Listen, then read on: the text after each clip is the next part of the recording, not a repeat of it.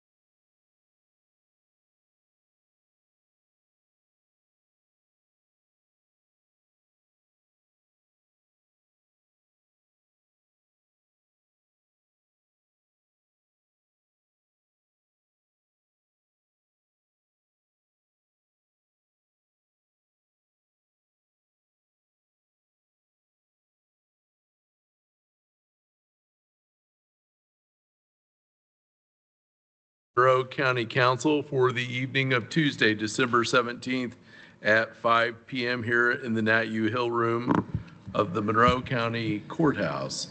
I do want to note for the record that counselors present this evening include Counselor Iverson, Counselor Wiltz, Counselor Crossley, Counselor McKim, and Counselor Hawk. I'd ask the counselors in the room, if you join me in the Pledge of Allegiance.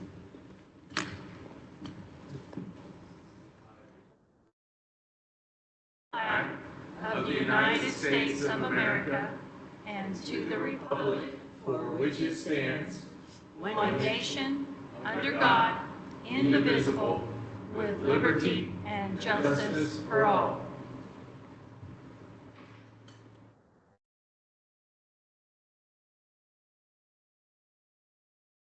I want to thank you all for joining us. We have a long agenda this evening, but I want to know on our next item on the agenda, before we've adopted this agenda officially, we're going to have a moment of remembrance for our beloved and dearly missed colleague, Cheryl Munson, who is, as we can see by her chair this evening, well remembered and well loved by this council. What we're going to do here in the next few seconds, and I'm sorry, I struggle a little bit with words on some of this. We're going to have a moment of silence for Cheryl. I'm going to talk about that in just a second. There'll be other remembrances of her, obviously, this week, but in our meeting, we'd like to have a moment of silence. And then I'll open it up to counselors if there are comments that you want to make. Then I'll go out to the public for any comments that you might wish to make in remembrance of her. I think that's what we'll do. Counselors, is that work okay for you? I think to open this up for this moment, and I want to apologize. I rarely get a little struggled for words to say, the way to say it, but I'm doing that right now. I think the way to open this up might be 80 seconds of silence, 80 seconds representing 80 strong years that were in service to science, to public service in our township and in the county, in her township, Indian Creek Township, and in the county, and in service to her family, which she loved. And as you all know, her family also included a large amount of wildflowers and animals that came in and out and all that. So counselors and all, if you join me, we're going to take 80 seconds of silence in remembrance of Cheryl Munson.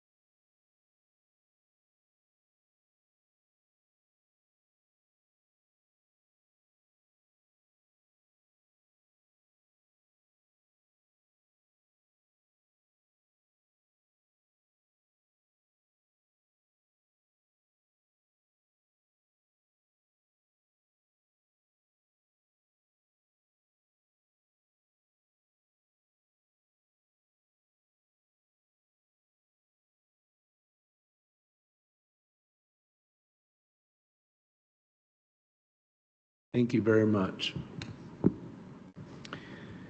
At this point, I'll just offer a couple words, and then counselors, if there's things you want to add in or you want to pass to the public or whatever kind of fits you, as we do all this together, as we always do everything that is difficult.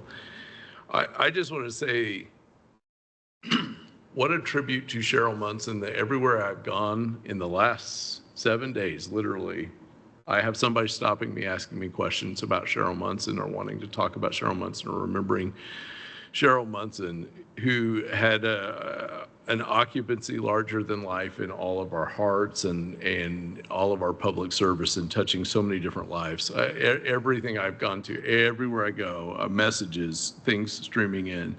And what a tribute to this individual and the magnificent presence that she still has. The chair that we have in here decorated with flowers, which she would love, reminds me so much of Cheryl and all the times that we were either involved in transplanting flowers from her yard or finding seeds somewhere, usually a public garden or two that we might later grow and cultivate. Just Cheryl is in everything natural, everything good.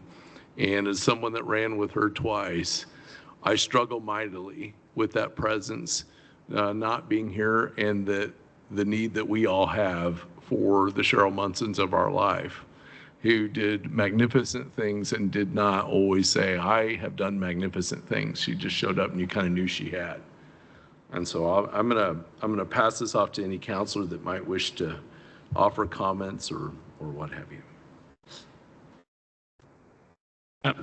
I'll be extremely brief, but I just, Cheryl and I ran together as at-large candidates in 2012, 2016, 2020. We've been together for a long time as colleagues here. I was just trying to note all of the topics in which Cheryl has schooled me. And I mean, I've first responders, rural fire protection, archaeology, township governments, Planned Parenthood, flower gardening, historic barns, the tourism economy, but I think the one memory I have that was one of the things I enjoyed most on the county council was when we were working together on PS Lit issues, particularly for fire departments. And she would call me and we would geek out for hours on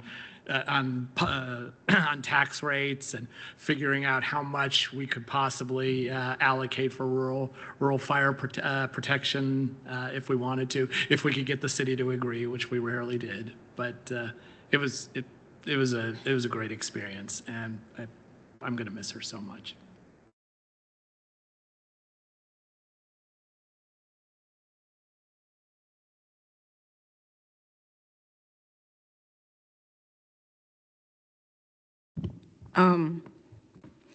Yeah.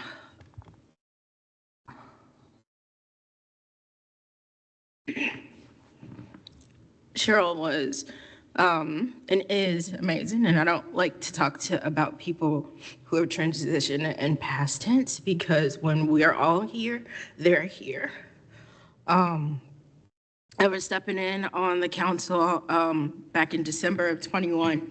I remember she was just so welcoming and open and honest and sat down and schooled me on all of the things that I should know and stepping on council. When receiving awards in the community, she was always there. She was always in the audience, and anytime I had an opportunity, I would always go, that's my council mom, Cheryl Munson. Us girls here know that that's what she referred to us as, her council daughters, and we referred to her as our council mom. And there will be no one other like her. She was is a gentle giant, and if she had disagreed, she would just smile and tell you what she thought, and then you would go about your day, and she would go on about her day. And she did it so with beautifully painted fingernails. That's all I definitely remember. It's extremely difficult to walk in here, to conduct business, to see an empty seat, but she is loved, and I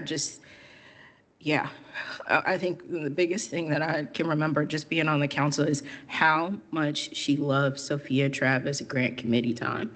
every single time, like starting in March, she just lit up about who do we think would be the resident appointee and getting us going. And even, some of the last times here when the presentations that the public was giving us, she just went on and on and on and on because she just truly thought that that was the best thing that we did here in the county. And there's a difference between being a politician and a public servant, and she is the embodiment of a public servant. Yeah, this has been a difficult year, so I will definitely miss her.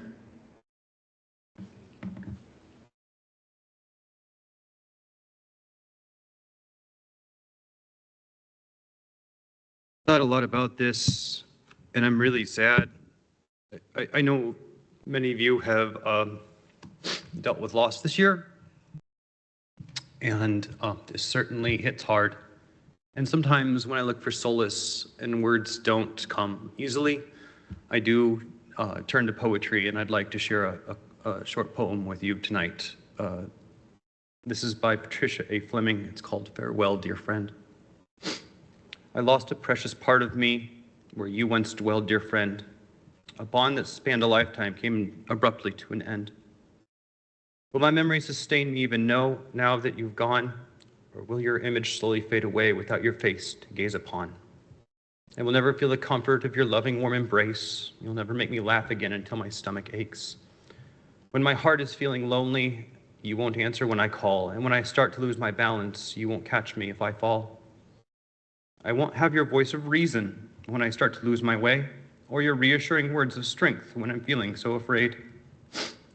I will treasure all those good old days, all those secrets that we shared, that carefree person I was with you won't completely disappear. I will hold tightly to your memory and forever miss you so, but I will trust that God must need you more, and I will gently let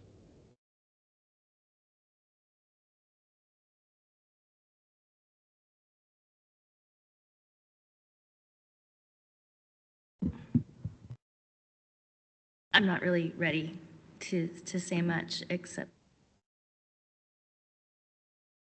the obvious, which is that as much as our community has a hole in it where Cheryl has loomed large,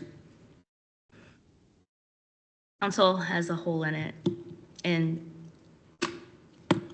so does my heart. So.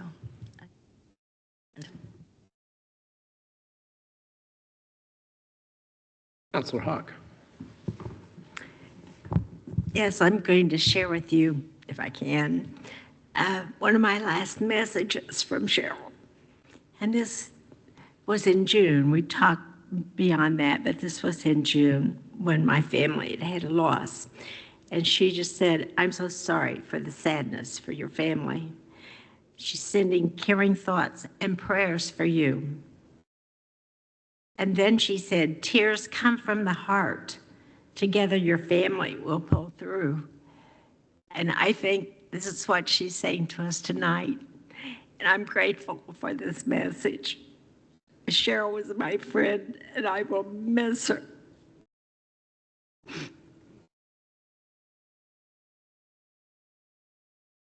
Councilors, I'm going to go to the public for anyone that might wish to offer a comment in remembrance of our friend.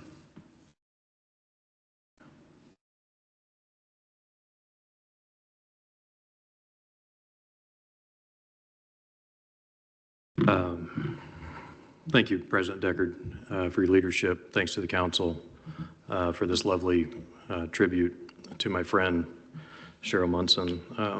Good evening.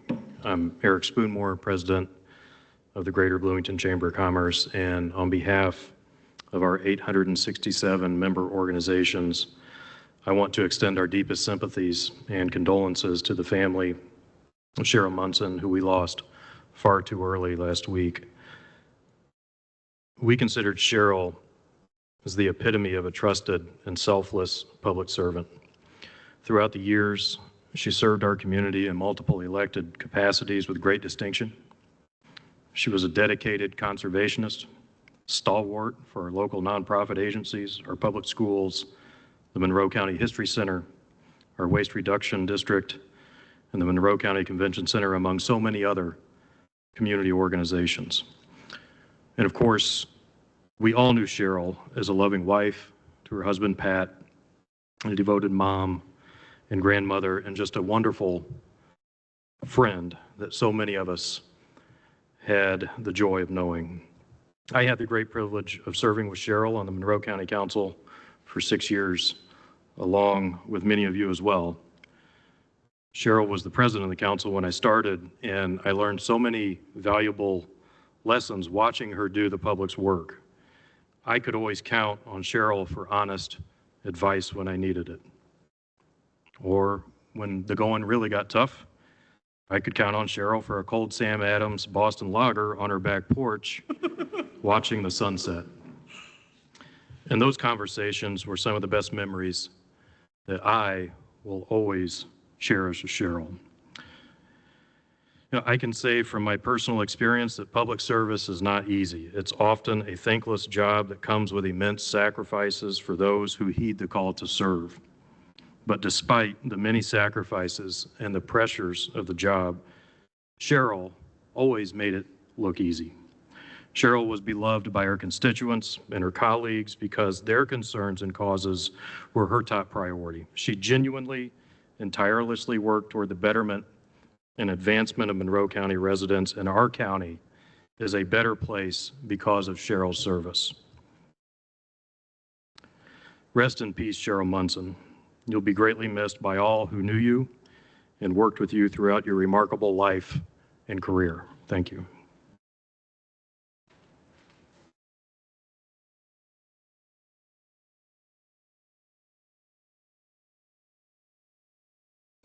I'm Jen Pearl with the Bloomington Economic Development Corporation, and just came to offer our condolences.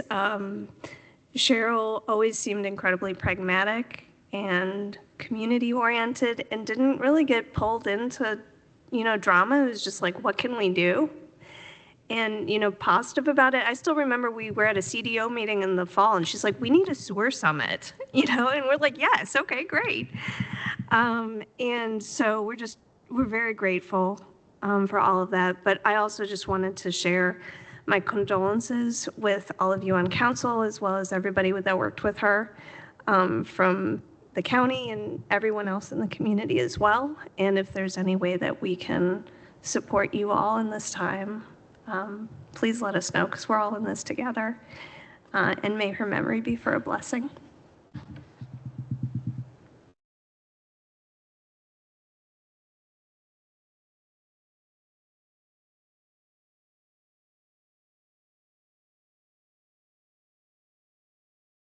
Just real quickly, as you know, when Sheriff Marte and I came into office here, Cheryl served as our first liaison, one of our liaisons, and I looking back on that, all I can say really is that poor, dear woman that had to walk us through what we were so desperately trying to do and so ignorant about how we were doing it. But she was very, very helpful to us. She was very genuine with us. And I remember we come up with some idea or a thought process of what we're going to do, and we would present it to her, and she would say something like, well, Phil, have you thought about maybe doing X as opposed to what you're thinking about? And it was, I expected her to look at us at some time and go, that's the dumbest thing I've ever heard of. What are you talking about? But she never did. She was always very genuine, gave us guidance, tried to steer us through the waters that we were trying to maneuver. So I just come here with much gratitude and thanks for Cheryl and helping us through that very, very difficult first year. Didn't obviously know her as well as you do, but my experience with her has been nothing short of pleasant and very, very helpful. And I wanted to thank you for allowing her to be our liaison in that first year.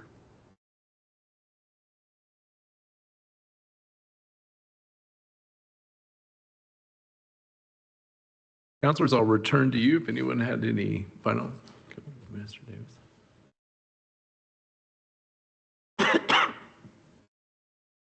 Good evening, all.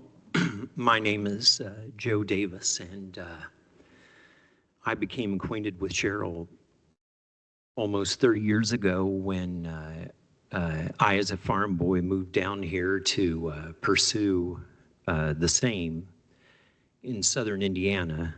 And for a few years, I commuted back and forth seasonally to my parents' farm in Cass County. And every time I drove from those flat lands down here to where the hills started, I became more and more intrigued by how different the southern part of the state was from the rest of it. And I also became more aware of how the plant communities were so different. So that started a period of research in which I tried to learn as much as I could about the glaciation that had taken place centuries ago, eons ago, and how that had affected the geology and the geography and the culture. And I came across a book that Cheryl had written, The History of Indiana. And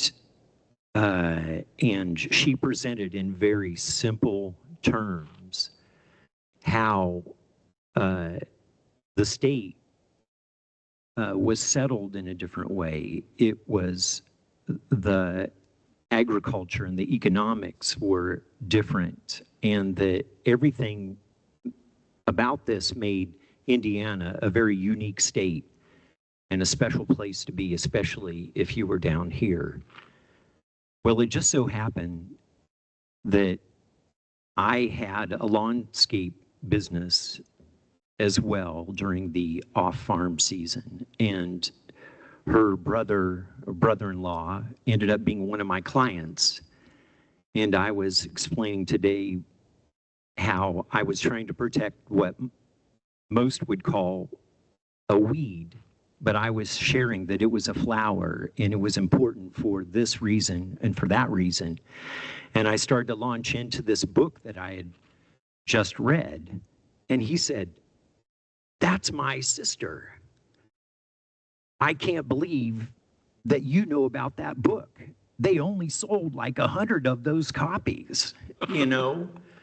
And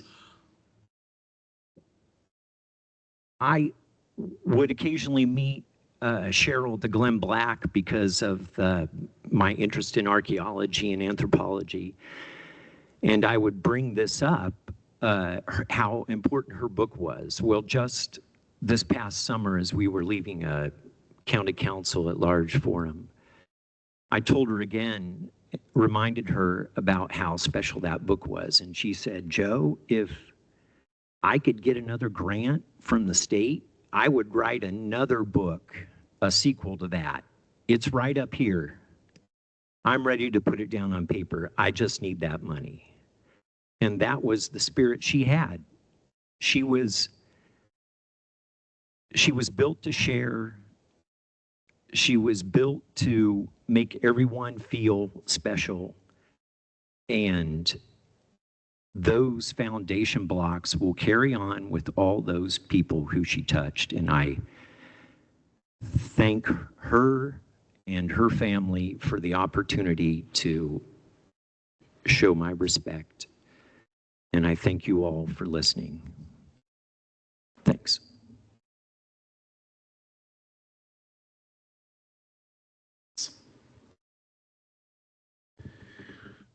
Well, we will remember our friend beyond this evening, and forgive us for a quick way to do that in the immediacy of all this. And one thing I'll just say in kind of closing us at this moment with this agenda item is, you know, during these meetings, a lot of times I will look to my right and I'll see the image of Nat Hill, and I always think about our history in this county and names that you remember, names that will be remembered.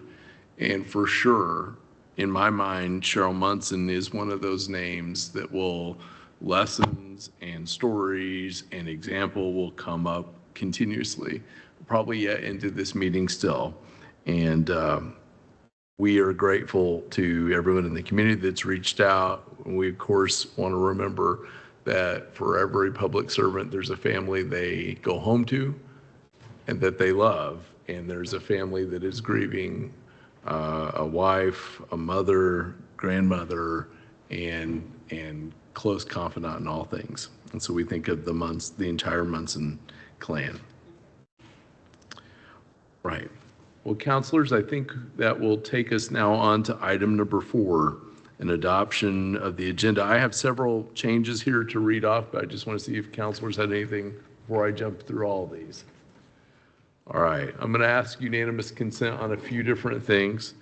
That the sheriff's request is tabled, which is item 8, merit deputy salary discussion. That is tabled to counselors. I'm thinking next meeting in January.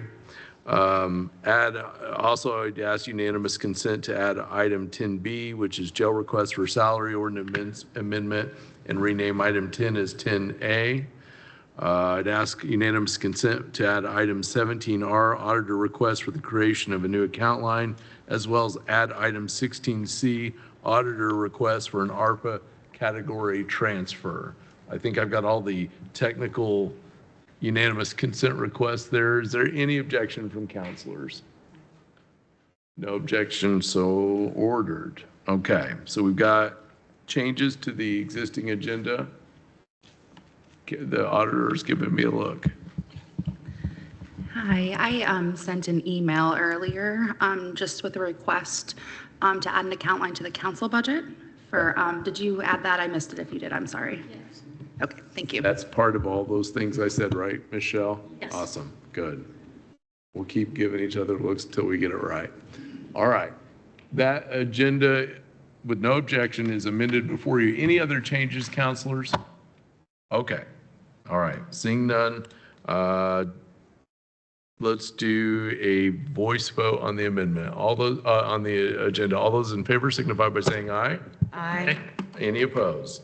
It is so ordered, or it is adopted. Let's move on to item number 5, public comment. This is public comment for items not on the agenda, and we'll have a time limit of 3 minutes per speaker. If we have anyone wishing to make a public comment, they may come to the podium here and do so.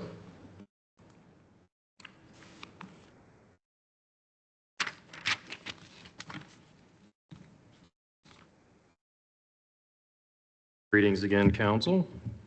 Eric Spoonmore, President of the Greater Bloomington Chamber of Commerce. I'm joined by my colleague, Christopher Emge, Director of Advocacy Public Policy at the Chamber of Commerce. My understanding is this is the final meeting of the year for the County Council. So if I may indulge you all, we would like to recognize an individual, a council member who will be finalizing their term, Mr. McKim, on the council for his extraordinary service. So the chamber has prepared a proclamation that I would like to read at this time, if you are okay with that. So, whereas since January 2009, Jeff McKim has demonstrated distinguished public service and dedication to the residents of Monroe County, Indiana, as an elected at-large member of the Monroe County Council. And whereas Councilmember McKim served as the Monroe County Council's elected president in 2010, 2011, 2013, and 2014, providing leadership for the 7-member fiscal body that budgets and appropriates all funds for Monroe County government.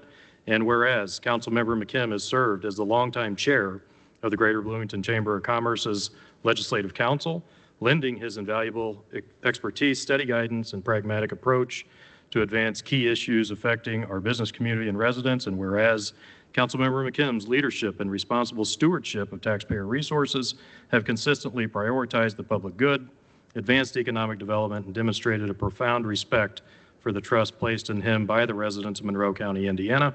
And whereas through his steadfast efforts, Councilmember McKim has consistently supported the Chamber's mission by educating our members on local government processes, fiscal and tax matters to ensure the business community remains informed, engaged, and empowered in the policies that shape our community. And whereas Councilmember McKim's lasting impact on our community has strengthened the partnership between local government and the business sector, building a foundation of mutual respect, transparency, and a shared commitment to responsible fiscal management. And whereas the Greater Bloomington Chamber of Commerce knows of no other county council member in the state of Indiana whose Excel prowess and spreadsheet mastery is equal to the expertise of Councilmember McKim. Now, therefore, the Greater Bloomington Chamber of Commerce hereby honors and celebrates Jeff McKim as a President's Legacy Award recipient for his long-standing and exceptional contributions to public service. Thank you, Jeff McKim, for your service to Monroe County.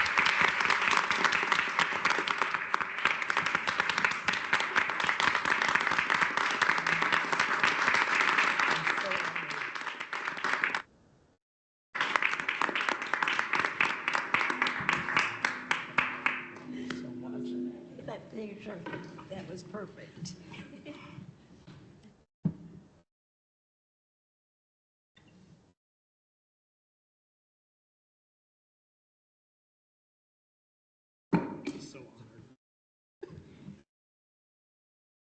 And Councilor McKim, while we've got you on the agenda now for a second, I want to say that we're not going to let the chamber have all the fun tonight, although they have a lot of fun, and we're grateful to them. Your colleagues are beyond grateful for your service. It is hard to see a council member go. It's very hard to see your service end at the end of this year, and we have looked into state law about how we could extend that, do other things, and we're on it, but we're not quite there yet. But your presence here, as the chamber has so awesomely laid out, is felt and will be felt beyond this meeting. And your colleagues wanted you to have this from us to join that, and to know that we are grateful to you, and that all those years, headaches, calls from department heads, many of which are here, elected officials, is not forgotten, and it will be sorely missed. Thank you, Councilor.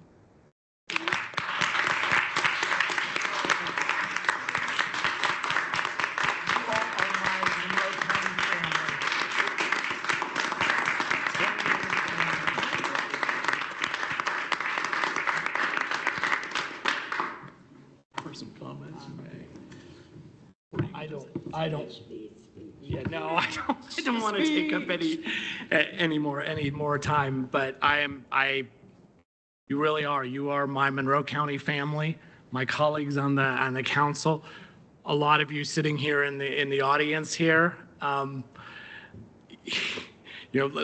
Linda Brady, for example. I mean, I have learned so much about county government from you, and from Lisa Ridge, and from so many of the rest of you, from Marty. I mean, we've served together now for 16 years, haven't we? Which I know is less than half of your tenure in elected office, but yeah. What we're going to do without you, I don't know. So if you a miracle going, I hope you make it happen. I mean, if you can squeeze in the time. Oh, you always help me figure things out. We work together on those budgets. Nobody works. It's hard on figuring out how to make things work as Jeff McKim. And I will continue to serve this county and this community in any way I can. And I am always there for all of you. You all are my friends and my family. And thank you. I'm so honored and touched.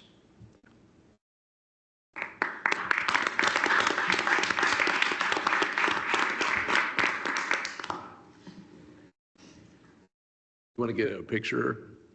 Just sure. Yeah.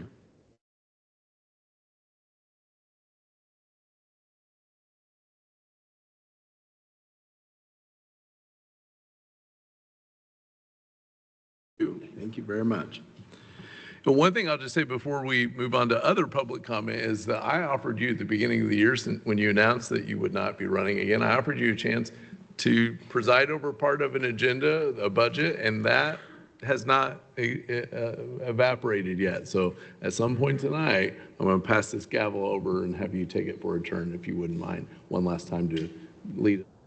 That would be my honor. Absolutely. All right.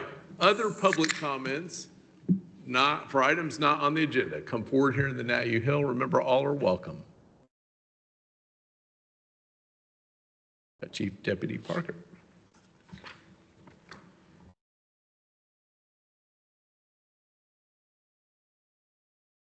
Just very quickly, want to thank the council for allowing us to postpone our presentation to the January meeting.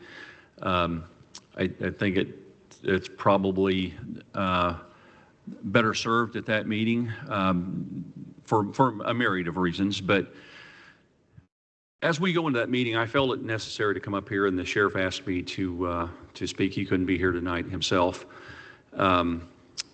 But I want to make something very, very clear. There's, as government works, things can get cloudy, things can get misinterpreted, things can get even ugly sometimes. But we're all in this big mess together, or whatever you want to call it. And I just wanted to make it very clear that from the sheriff's department perspective, the men and women of the sheriff's office, the sheriff himself, that this council has been very, very, very supportive of our agency as we have came into many different things that we needed to try to accomplish. And I think we did so well ahead of schedule because of the support that we have received. So I before we go into, no matter what happens over the course of the next meeting or so, I felt it necessary to say that. And just to give you an example of that is, we came before this body, I believe back in August or September of 2022 or 2023, and we were fully staffed at the jail. We still, right now we have one vacancy that we're going to be filling in the next few days. And if you look at the history of that facility and the struggles that we have had to keep that facility staffed with quality corrections officers, it has been a mighty, mighty struggle. And we have to work at it, don't get me wrong. We have to address it as it comes, but we've been able to, and that's largely because this body recognized that and helped us take measures to improve that and rectify that as we continue to do that. So I just wanted to say thank you for that, and we'll have this discussion in January. And then the last thing I wanted to do is to thank Councilperson McKim there for all the assistance that he's given us. I've probably burned his ear up on the phone here in the last 2 weeks more than he probably cared for me to, but he's taken my call, he's listened, he's gave us good counsel, he's gave us good advice. So I just want to say much, much, much appreciated, Counselor. Thank you. Other comments from the public, items not on the agenda? Seeing none, we'll move on to the consent agenda, which is item number 6. Council, I move to approve the following consent agenda items. Summary minutes for October 7th, 2024, 2025, modifying the lit rates public hearing, October 15th, 2024, council meeting, October 22nd, 2024, joint council and board of commissioners work session, October 28th, 2024, council meeting and 2025 budget adoption, November 12th, 2024 council meeting, and November 26th council meeting.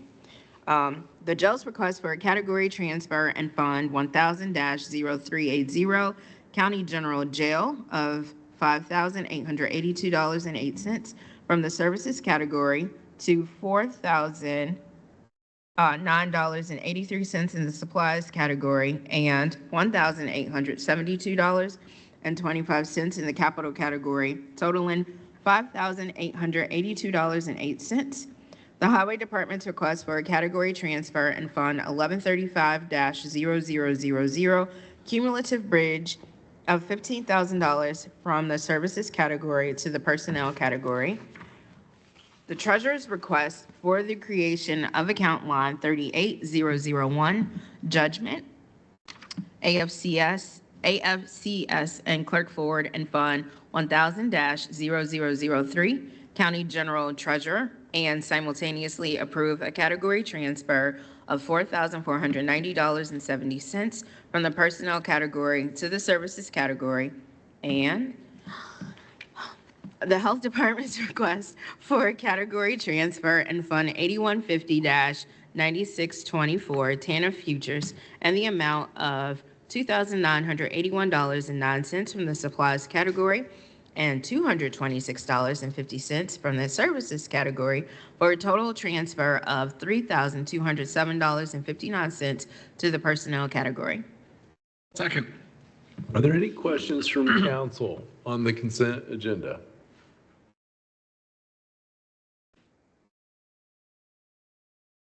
Seeing no questions from council, are there any public comments on the consent agenda item? If you have any, come forward to the podium in the Nat U. Hill room or raise your hand on Teams. All right. Seeing none, let's go to a roll call vote on the consent agenda. These all can be done by voice vote. And all those in favor of this consent agenda signify by saying aye. Aye. Any opposed? Unanimous. All right, that takes us to item, just to make sure I'm in the right place here, 7, Opioid Settlement Application Review Board. And to do this, I'm going to invite the members of the Opioid Settlement Application Review Board to come and present their opioid settlement funding recommendations to the council. And if it's more convenient for you to use that and sit, you may do so. Commissioner Githens is with us, as well as Andre Butler, the president of the board. Welcome, both of you. Good evening. Today's hard to get through, so appreciate you listening to us. I wanted to give some background and context for what we're about to present, so that not only the members of the board members of council who haven't been involved in some of this, but also the public understands some of the rationale for what we're proposing. In 1980, a 5-sentence letter to the New England Journal of Medicine informed readers that a review of hospital charts indicated that for hospitalized patients with no history of addiction, it appeared that there was a very low risk of addiction when opioids were prescribed for chronic pain. There was no critical analysis of this letter or its findings, and it was not peer-reviewed before being published in one of the most prestigious medical journals in the whole world. Those 5 sentences, of course, have led to great harm. So fast forward to a time frame between 1999 and 2015. In that 16-year period alone, there were more than 183,000 deaths from prescription opioids in the United States, prescriptions provided by medical personnel. That can be directly linked to the aggressive opioid marketing campaign pursued by Purdue Pharma and others, citing this letter for support. So as you know, several years ago, an effort was begun to sue the manufacturers and distributors of these opioids to collect the funds needed to help mitigate the harm done by these drugs. To date, and this does not include settlement from Purdue Pharma, over $500 billion has been collected and distributed to the states. And in Indiana, the state has opted to share approximately half of that settlement with local governments. And over the course of 18 years, we expect Monroe County will receive at least $5 million. And I say at least because we know that there should be money coming from additional settlements at this point. Even today, opioids in the United States are prescribed at twice the rate as in other countries. So several months ago, Council Member Peter Iverson and I gathered together a group of people to talk about how we should use this opioid settlement money.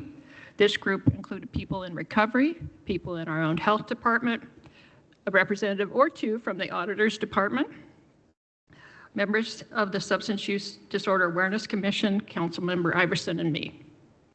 We developed guidelines and decided that we wanted to help with harm reduction, recovery housing, the creation of one or more recovery community organizations,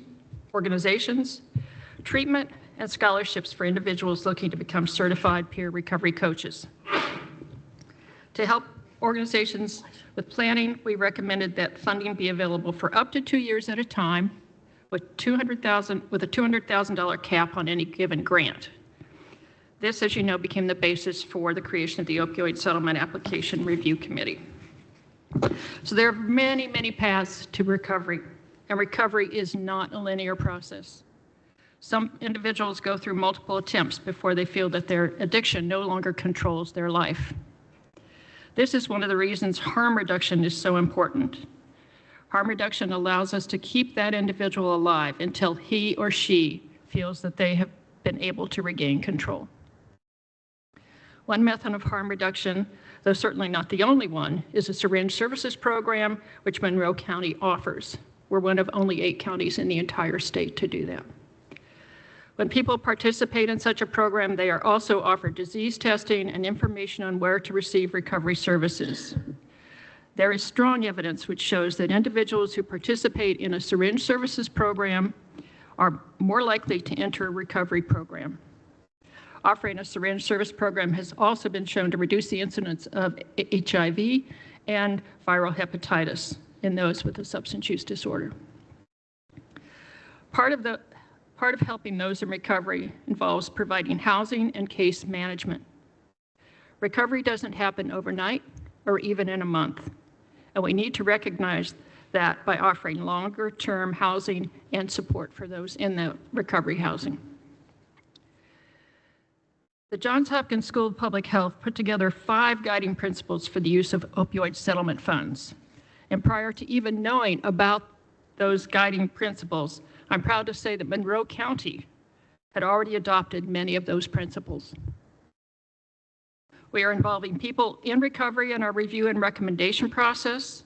We brought in healthcare people. We support harm reduction. We are expanding the care provided by existing entities, and we can do that only because we have such wonderful entities already in our county. And we are being open and transparent about our process. Tonight, if the Monroe County Council approves these requests, and tomorrow, if the Board of Commissioners signs the MOUs for these grants, we will also be way ahead of many other local governments in expending this settlement money. I was on a call about a month ago with people all across the country. They hadn't even started to form a committee to look at these kinds of things yet. So we are way, way ahead of helping people in our community. The grant applications that we received in 2024 requested over $1.8 million in funding. We had only a little over $1 million to work with, and so we had to obviously make decisions about where that funding should go.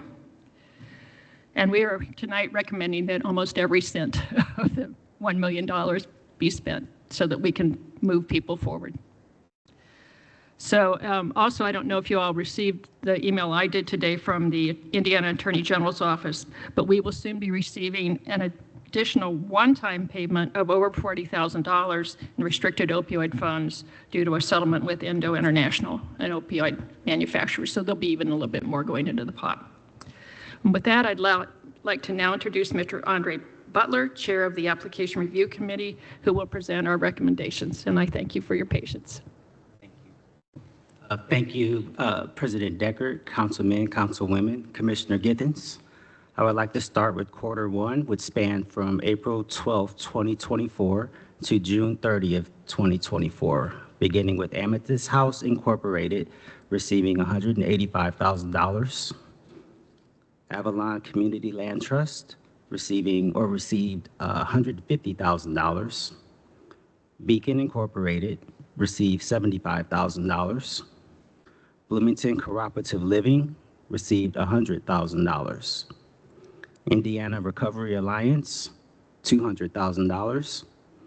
Monroe County Circuit Court, $50,000. New Leaf New Life, $52,000. And New Leaf New Life received an additional $12,095. Moving on to quarter two, which spanned from July 1st, 2024 to September 30th, 2024. Courage to Change Sober Living received $57,600. New Leaf New Life received $126,614. And lastly, Indiana Recovery Alliance received $2,500. Thank you. And that last item was for an individual who would receive, it was a scholarship so that she can become a certified peer recovery coach. And so I've got a question for Ms. Turner King, if I could really quick. Are we adopting what has been read, or are we just receiving this information? Give me a little bit of clarification. So the request for council tonight is to approve the list of recipients, and then you will do the appropriations for the restricted under the unrestricted fund. And then tomorrow the commissioners will consider for approval MOUs with each of the organizations in hopes that we can get them paid by the beginning of the next year. Sure, we were clear on that, and the subsequent motions fill all that out. All right. So I guess at this point, we'll go to comments or questions from counselors. Counselor Iverson.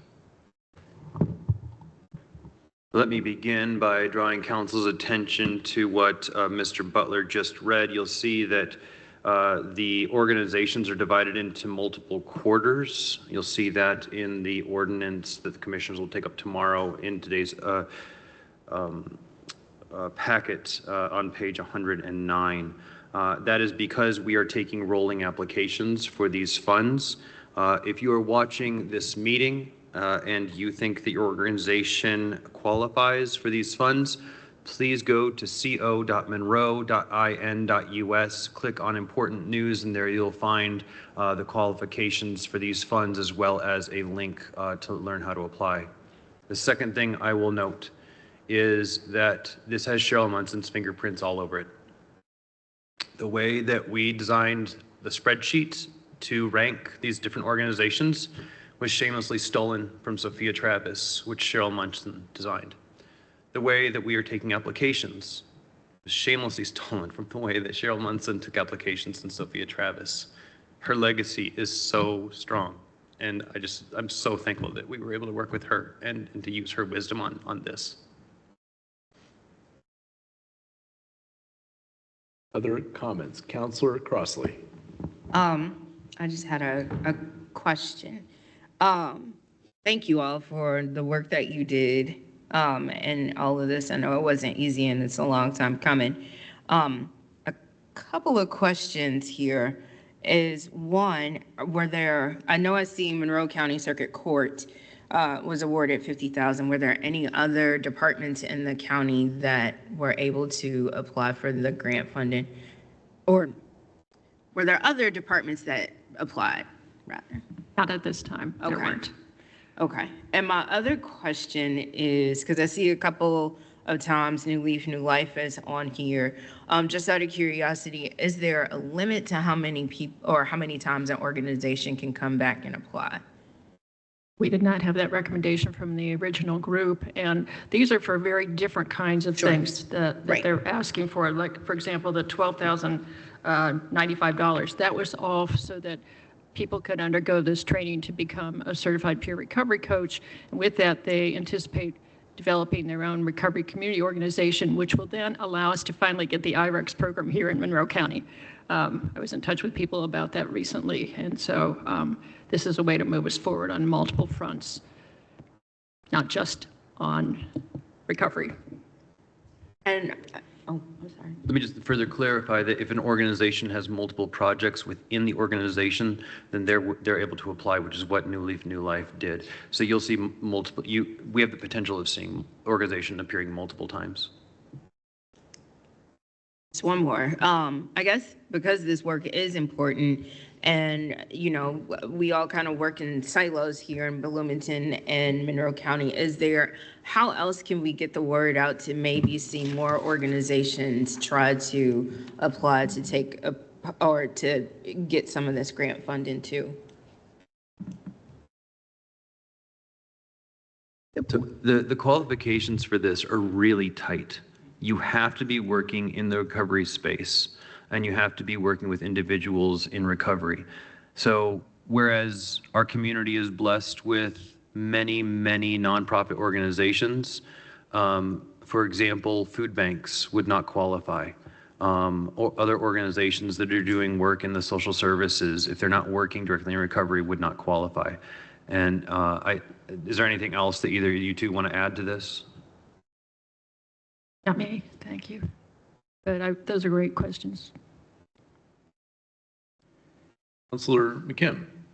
Yeah, so back when we approved the budget, I know that we had discussed a position in the Monroe County, in the circuit court through the probation department for essentially a data analyst that would be the coordinator for the JRAC. And I believe that was there and our hope was that position could be funded through the opioid settlement money. Now I see they got $50,000. Is that for that position, and is that the full amount that was needed? It was not the full amount that was requested. It was through the probation department. And part of the money was for supplies, but our goal was to help people in recovery, period. And so we were trying to do that as expeditiously as possible. Also, and this is me speaking as me, but I hope that it was also shared by some of the other members of this committee. The folks the wonderful work that's being done by our probation department and by our specialty courts is also supported by providing housing for people in recovery, by providing programming for people as they're exiting our justice system. And so we felt that there was a lot of wraparound that went with this that would impact some of the same individuals. I mean, that's certainly true. This was a very specific need that I had high hopes that this funding would have been able to serve. So I'm disappointed that, and I'm not sure for the reasons why, but I'm disappointed that the full request was not funded. Councilor Wiltz. On that same topic, that request, when did that request? After the Q2? Went into second quarter. It did? It went into the second? That particular rest. I don't have all of this in my mind. I must tell you. My That's notes, fine. I'm not trying to put you on the spot. Yeah. I'm just wondering if there's an opportunity, I guess, still for that position to be funded in this way. Is it still an outstanding application, I guess? There's no reason why additional money couldn't be considered. We don't know when we're going to get the next tranche of funding coming in. And like I said, I got this notice today that we'll be receiving another $40,000 on that one specialty item. So, and remember, this was across a 2-year period as well. So this would give us chance over the next year and a half or 2 years to come up with additional money. But like I said, we had to make some decisions.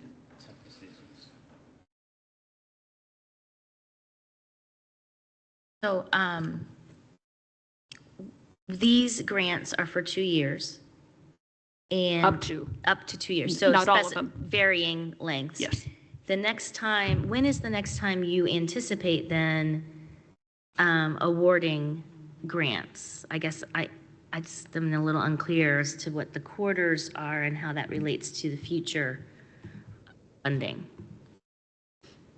There could be additional items submitted this particular quarter.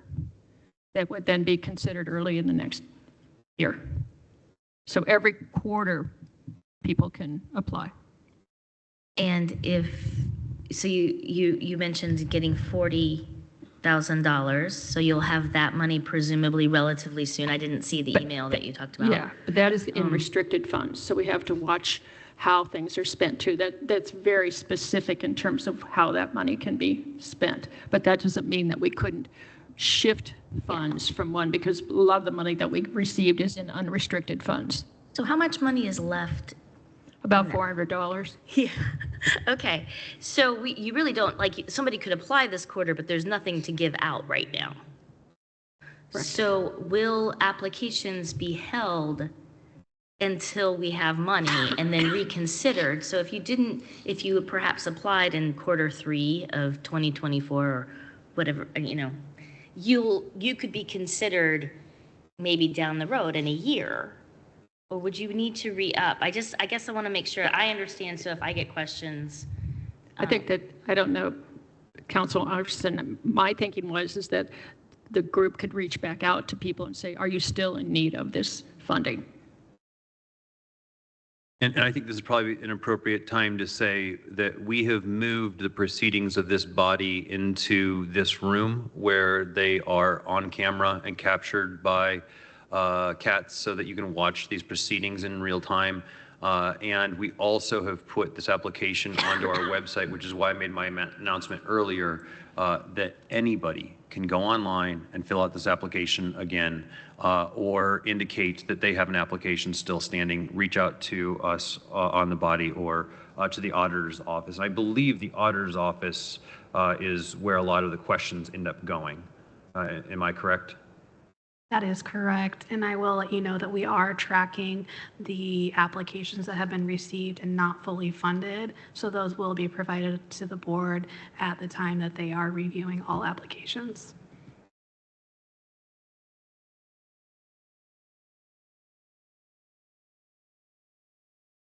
I'm sure it says this, but I haven't read it carefully enough, I guess.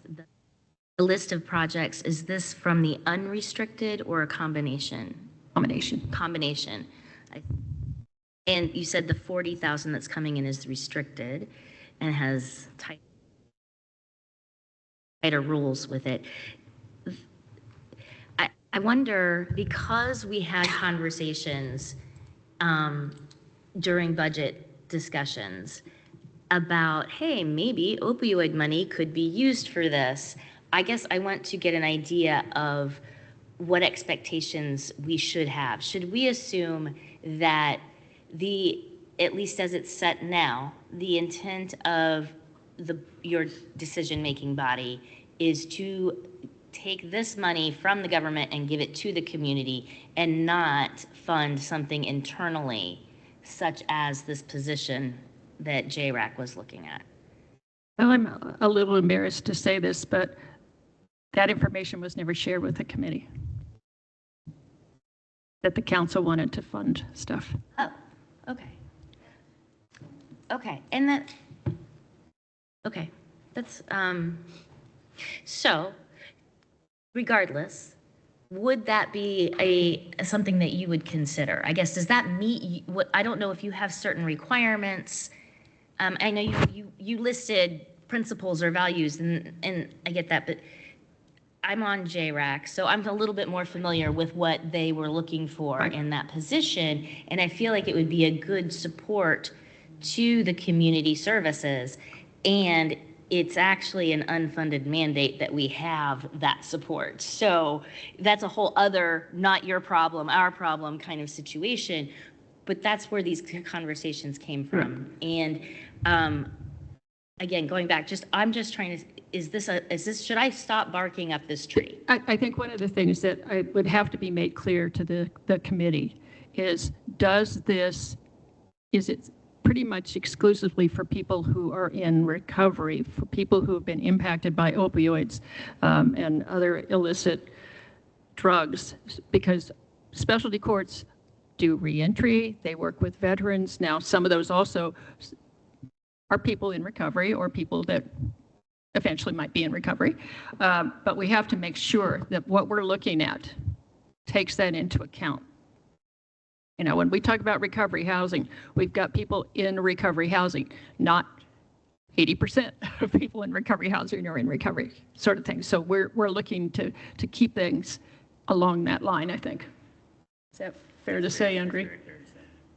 Thank you. And I think, I mean, what I know about these projects, you know, I'm fully supportive of the work, and what I do know these organizations for the most part, and, you know, they are well deserving. I am not trying to take anything away from that, just trying to get an idea of the bigger picture and other things that may be at play. Thank you. Councilor Iverson? The very end of the items that you listed off, you listed an individual that is receiving funds to become a peer recovery coach. That does not appear on the ordinance that is in the packet. Yes, legal. it is. It's Indiana Recovery Alliance for JP. That's correct. It's not in Resolution 48, and I was waiting to make that correction prior to the vote on that. So I would ask to add to Resolution 48 in quarter 2 just one more organization that would read Indiana Recovery Alliance in parentheses JP, which is the initials of the individual who's becoming a peer counselor, and the amount of $2,500. Do we have unanimous consent to adopt that into that resolution? Any objection? All right, that is amended into the resolution. Other council comments, questions? Councilor Hawk. Yes, I understand a lot of this is guided because the committee made up their own rules, it seems to me. And what I would like to see is a committee of people who are representing county government to come up with a list of how some of these dollars could assist us in some of our obligations. We've already been instructed by Council President that he's concerned about the revenue stream and what might be happening with grants and so forth that we come to rely on to operate county government. And in many ways, we need to be thinking about how all of these dollars coming in could assist us in our obligation to cover some of these issues. And so I won't be supporting this. Part of the thing that I had concern about is if they didn't know about it, maybe someone's not paying any attention to what council has asked for. And if we don't stand up and save these dollars for what we need to have it for, Veterans Court, for heaven's sakes, don't we all need to be supporting that? It will be too late. If they make a plan that this is what we're going to do for the next 2 years, then what do we do when we are up against it and we need to have it for some of the services right there in the jail where we're spending a lot of money and we know that it is tied to the opioid use and whether or not they are in recovery. If they need, I don't know what the state rules are that's tied to it, but we've had people from the jail that's had to go into hospitalization, quite expensive, because of that. Could any of these dollars be used for that? Folks, I think this is a lot of money that we need more eyes on it. But I mean, I understand if this is what the group wants to do, but I just really, I think we could have had a stronger use of the dollars for what our obligations are. There was guidance that came out from the state also about how these dollars are to be spent, and we tried to follow that guidance also. Other comments or questions from council? One thing I just want to throw out into the atmosphere of things, and I don't ever want to put words in a judge's mouth because that's how you get in trouble, but when we had, I believe, Judge Dekoff here, one of the things that she told us, and I don't even remember what we were talking about the jail, I believe, when we were talking about the various problem-solving courts, is they have raw recidivism numbers that, if I heard it right, and again, I may be mistaken, were unbelievably impressive. I think I heard a 3 or 4% recidivism rate, and I'm going back to my old Ball State criminology, criminal justice classes, and I don't think anything has a rate like that. So I think we do need to be looking, I think every entity in this county needs to look hard at that. I don't know if that's the question tonight, but those numbers are incredible. I mean, that's unmatched. I'm not taking away from anything elsewhere or whatever. You can do one thing and another, but it's that if we would ever, due to grant funding changes, lose our problem-solving courts, that alarms me a little bit. And I'm going to be quiet at that. Other council, so what we have before us, I want to move our agenda because, folks, we've got a semi-load of things here. On what we have before us is this amended resolution before the council, and we have to dispose of that before 2 appropriation requests that sit behind it related to this. And so if there's no further discussion on that, what I'll do is go to public comment on the resolution. No, you need to read into, you need to read the motion regarding the resolution. That hasn't been done. We did not do that. This was just a presentation. Okay, all right. Okay. Pardon me. So, doing my job, staying in my lane. Council, I move to approve the opioid settlement review board's request for the creation of account line 30006 contractual and fund 1238-0000 opioid unrestricted, and simultaneously approve an additional appropriation of $279,895.84 in the services category. Sorry. There should, hang on. There should have been a motion under A regarding the resolution. Okay. And then do the additional appropriations afterwards. Is that what you're saying? Yeah. Yeah. Because if you don't approve the resolution, there's no reason to move forward with the, and I'm sorry, I forgot to put that on there. So it's to approve resolution 2024-48. Okay. So, yeah. So, I apologize. Okay, so I'll withdraw that motion that I just made and make this one. Council, I motion to approve resolution 2024-48, recommendation of opioid settlement fund recipients.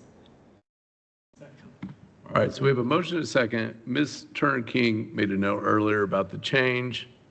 You want to say that again? I did. I have added, so in the resolution, there's a chart for Q1 and Q2 with all of the recipients and the amount that they'll be receiving.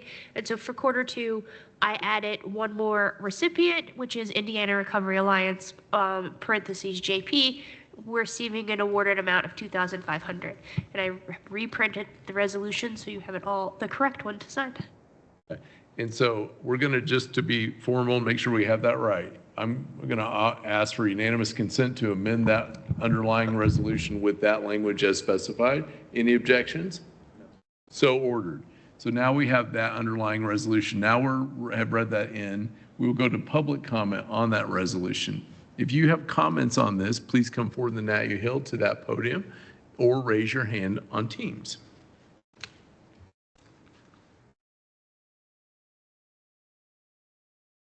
All right, seeing none, we will go to a roll call vote on the resolution. Counselor Iverson, Yes. Counselor Hawk, No. Counselor Deckard, Yes. Counselor Crossley, Yes. Counselor Wiltz, Yes. Counselor McKim. Yes. Motion passes 5-1. All right. Let's go to item B. Council, I move to approve the opioid settlement review board's request for the creation of account line 30006 contractual and fund 1238-0000 opioid unrestricted, and simultaneously approve an additional appropriation of $279,895.84 in the services category. Second. You don't want to add anything to this that's not been said? Okay. Questions, comments from counselors?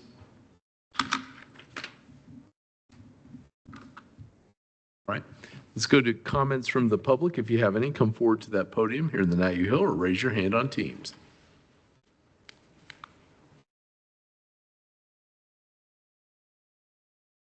Good evening. I'm Linda Brady, Chief Probation Officer and one of the applicants and recipients of the grant money. I do want to say, as someone who writes a lot of grants, it would be very helpful for the future to say, here's how much money is available, here's when it is, because this said up to $200,000, but you weren't really sure what was the grant cycle. Most grants will have, here's the cycle, here's the start date, here's the end date, you have to have the money spent by X, and that sort of thing. And I also did notice they followed a lot of the procedures with the Sophia Travis grant and the CARES grant, and I appreciated that because both of those granting entities have done an excellent job for many, many years, and I appreciated that you followed kind of some of their procedures. But just knowing, as someone to write the grant, you want to know, if it's only $50,000, I mean, that's going to be given out, why I wouldn't want to write for $200,000, so that would be helpful for the future. And that's it. Thank you. Thank you very much for offering that. Other comments from the public? Seeing none, we will go to a roll call vote on this appropriation. Counselor McKim, Yes. Counselor Wiltz, Yes. Counselor Iverson, Yes. Counselor Hawk, No? Counselor Crossley, Yes. Counselor Deckard. Yes. Motion passes 5-1. All right, we'll go on to item C. Council, I move to approve the opioid settlement review board's request for the creation of account line 30006 contractual and 30088 opioid Monroe County Circuit Court and Fund 1237-0000 opioid restricted, and simultaneously approve an additional appropriation of $730,913.16 in the services category.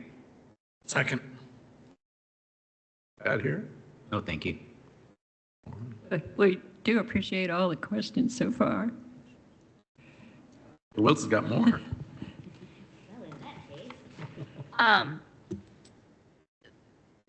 Sophia Travis, I believe, grants require a report at the end of the cycle. I'm wondering, is that how are you requesting that? Been written into the MOUs. It's written into the MOUs? Okay. Yes. And do you have any The criteria? reporting is written in. So the MOUs requires an annual report, even if the entity is going to spend it over 2 years. And it also requires the organizations to retain records so that if the county were to ever get audited and requested said records, they would have to comply with that request. And then to encourage, not that I think we need to encourage, because I imagine all the organizations will just file the reports timely. In the MOUs, it provides that if a failure to file a report or provide a report acts as a disqualifier for future funding. Are there other, have you thought about other ways to evaluate the success of these projects? So granted, the Sophia Travis doesn't do an evaluation, so to speak, but this is a lot more money. And given that we might be committing to another round of this, the number of players is not huge. So the likelihood of a second round to the same entity is relatively high. Have you thought about evaluation of, the performance of meeting stated goals? I know that in Sophia Travis that we have them list goals, so there's an opportunity for that. Just wondering what your thoughts are. Yeah, for me, part of it is a global thing. I would like to see what happens in our community with regard to arrests related to substance use disorders. I'd like to see what happens with regard to recidivism for those who have gone through these kinds of things. I'd like to see whether or not we then have a reduction in other demands, such as if people are in recovery, does our demand for syringe service program go down? I mean, there's so many metrics that we could be looking at if we get this right. One of the things I didn't bring up is one of the 5 principles that Johns Hopkins recommends for funding is to look at prevention. Well, through our Youth Services Bureau, and it's specifically aimed toward youth, we do that already. We already have certain things in place which make a difference in our community. So part of this is, I think that we need to start to ourselves look at what it's doing to our community. But yes, we've asked for people to give us reports on things. I was going to respond to you. Okay, go ahead. All right. So there are individuals on this body that are both sit on the CARES board as well as the Sophia Travis board that help analyze the way those grants have been done and come back. And the CARES board has a pretty rigorous rubric that they use that we've been looking into adopt. But quite frankly, this is the first time we've done this. So we're refining as we go. So all these comments are very helpful. Yes. Not to nerd out on this too much, but this stuff I find very interesting. Somebody has to pick up from Councilmember McKim, so that's okay. Right? I'm not as good at the spreadsheet, but what you're talking about, community-wide metrics, is it's a very different thing than looking at the individual contributions to the community outcomes. I will just shameless plug for what I would have liked to have seen. That data analyst position would be able to look across the community and provide summarized data on those metrics. So I see this as being very linked, and we'll talk to you at some point maybe about how that might fit in future funding cycles or how else we can get that funded, because I think that the only way we're going to get the answers around those things that you've just listed is to fund a position to look at that information and process it. Well, again, we will have to follow the state guidelines that came out with the opioid settlement money and make sure that it fits those things as well. Right. And I mean, if it's funded a different way, it's funded a different way. My point still stands, though, that giving money to all of these organizations, we know they do good work, but we're not going to be able to document that good work without putting money to documenting that good work. So, however it happens. Councilor Hawk.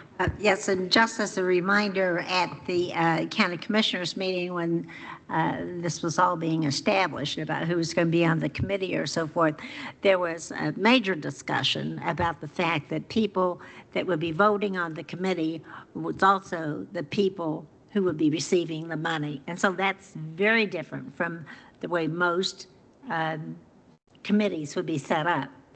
And so I just think in general, the council needs to take a strong look at where we can save. For instance, they're talking about what a great job the Youth Services Bureau is doing. Well, we know how much money is going into that, and we tried to reduce the yearly amount going into that so that we can pull it over to do some of the things we need to do at the jail, but we've got to replace that money.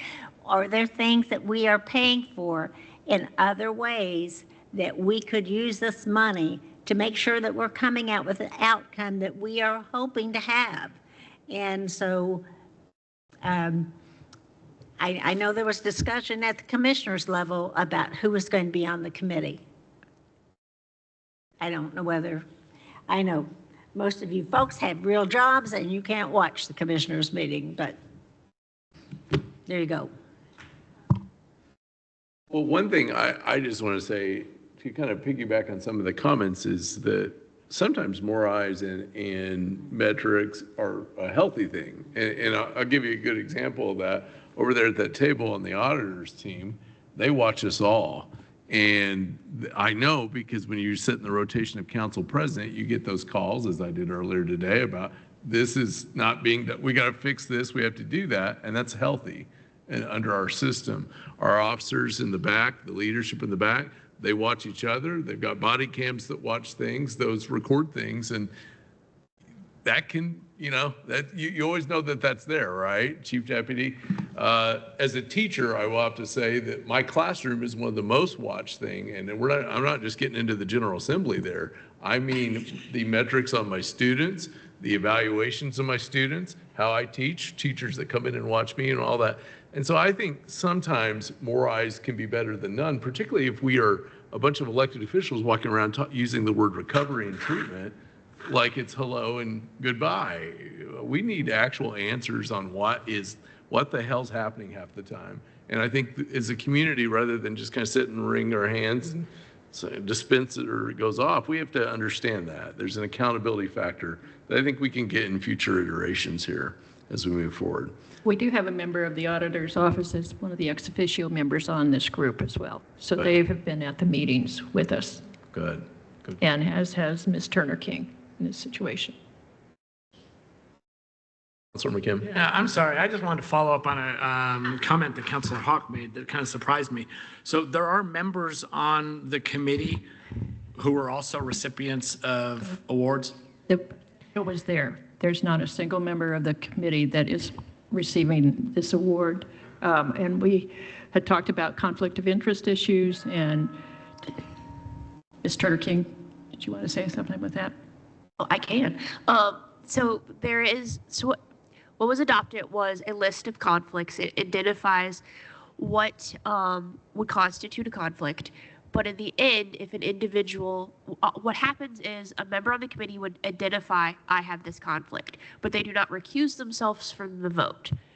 They still participate in the discussion, they still vote on the funding, and then each member documents in writing their conflict. That's forwarded to the commissioners for consideration when approving the recommendation of the committee. Thank you. But they're still there and create, if they're present. I mean, if I was sitting here and I'd say, come on, let's vote for this because I won't vote on it, but I really could use the money because that's where the money's coming in to pay my salary. You see, I just, look, I listened to the meeting. I thought it sounded out of place, and I don't know what the answer to that is, but I didn't think it was appropriate. So.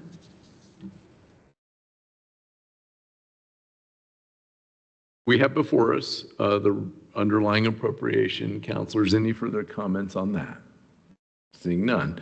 Let's go to public comment on the item. If you have it, come forward to the podium or raise your hand on Teams.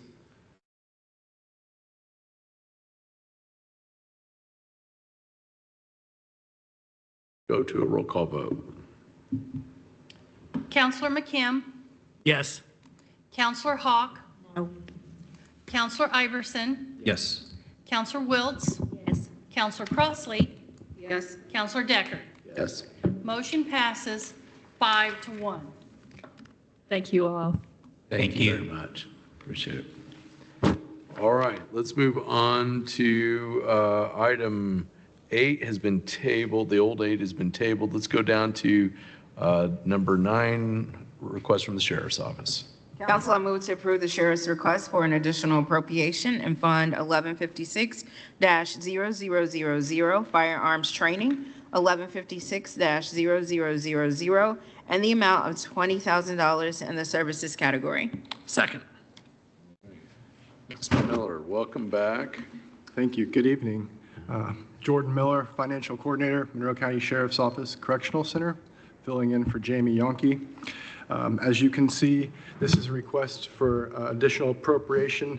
The Indiana Criminal Justice Institute, or ICJI, provides grants for training supplies and materials, and in this case, we're interested in with the purchase of ammunition. Questions or comments from council?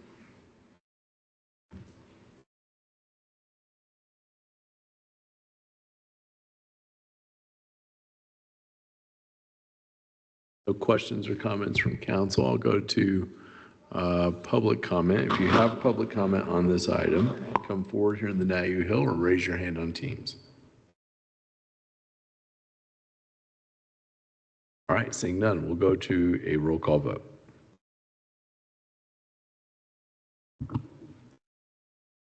Counselor Hawk, Counselor Iverson, Yes. Counselor Deckard, Yes. Counselor Wiltz, Yes. Counselor Crossley, Yes. Counselor McKim. Yes. Motion passes unanimous. All right, we'll move on to item B. Council, I move to approve the sheriff's request for an additional appropriation in Fund 8103-0000, Operation Pullover, in the amount of $9,598.81 in the personnel category. Second. Okay, this is essentially a housekeeping item. As you'll notice, the next item is kind of paired with this. The Operation Pullover, which essentially the campaign name, the tool for data purposes, reporting tool is the Comprehensive Highway Injury Reduction Program, or CHIRP. Funds are provided, grant funds are provided, and those are initially paid from our county general overtime line until those funds are received, at which point we allocate or have appropriation for those to come from the Operation Pullover Fund. Questions, comments from counselors? I see a question from Kim Shell or Molly Turner King. Okay. So for clarity, the CHIRP grant is a grant that we share with all local law enforcement officers. So Bloomington Police Department manages the grant. So there's somewhat of a delay because in receiving the funds, because it first goes to the city and then the city allocates it out. Correct. Thank you. I think it's haunted many of a council leadership meeting for about 95 minutes worth of conversation. So I remember this one. Any other questions or comments from counselors? All right. On the right path. Let's go to public comment. If you have any, come forward in the Nat U Hill to that podium or raise your hand on Teams. Seeing none. Let's go to a roll call vote. Counselor Deckard, Yes. Counselor McKim, Yes. Counselor Iverson, Yes. Counselor Wiltz, Yes. Counselor Crossley, Yes. Counselor Hawk. Motion passes unanimous. Go to item C. Council, I move to approve the sheriff's request for a de-appropriation in Fund 1000-0005, County General Sheriff, in the amount of $9,598.81 in the personnel category. Second. As previously mentioned, this is where those that funding was paid initially. So we appropriated from OPO, and we're now de-appropriating from County General. Any questions or comments from counselors? Seeing none. Do we have any comments from the public? If you do, come forward in the Nat U Hill to the podium or raise your hand on Teams. All right, seeing none. We'll go to a roll call vote. Counselor Iverson, Yes. Counselor Hawk, Yes. Counselor Deckard, Yes. Counselor Wiltz, Yes. Counselor McKim, Yes. Counselor Crossley. Yes. Motion passes unanimous. All right, the chair will ask Counselor McKim to take the gavel and preside until exhaustion. Thank you. I am honored to accept deputization as chair. Okay, so now we're on to item 10A, which is from the Monroe County Correctional Center. Council, I move to approve the jail's request for additional appropriations in Fund 1170-0380, Public Safety Lit Jail, in the amount of $25,000 in the personnel category and $35,000 in the services category, for a total appropriation of $60,000. Second. Okay, we have a motion and a second. Mr. Miller. Thank you. Just for clarity, we did have some associated de-appropriations lined up just to make certain we had that funding available, but fortunately some intelligence staff members from the auditor's office kind of gave us some clarity on that. Basically, the part-time, speaking on that, last year we increased the hourly rate from $23.66 to $25.67, and as a result, that essentially impacted the budget for that part-time line, and so which would result in the additional desire for that $25,000. As far as the Meals for Prisoners, I spoke during the budget sessions, kind of gave the statement that we believe we would need some additional funding for the Meals for Prisoners. And of course, as you can see here, that amount turned out to be $35,000. Thank you. Comments or questions from the right? From the left? Nope. All right, we'll go to the public. If any members of the public want to speak to this item, please approach the lectern here in the Nat U Hill room or raise your hand on Teams. Seeing none, we'll do a roll call vote. Counselor Wiltz? Yes. Counselor Iverson? Yes. Counselor Hogg? Yes. Counselor Deckard? Yes. Counselor McKim? Yes. Counselor Crossley? Yes. Motion passes unanimous. I believe we have another item that we added at the beginning too.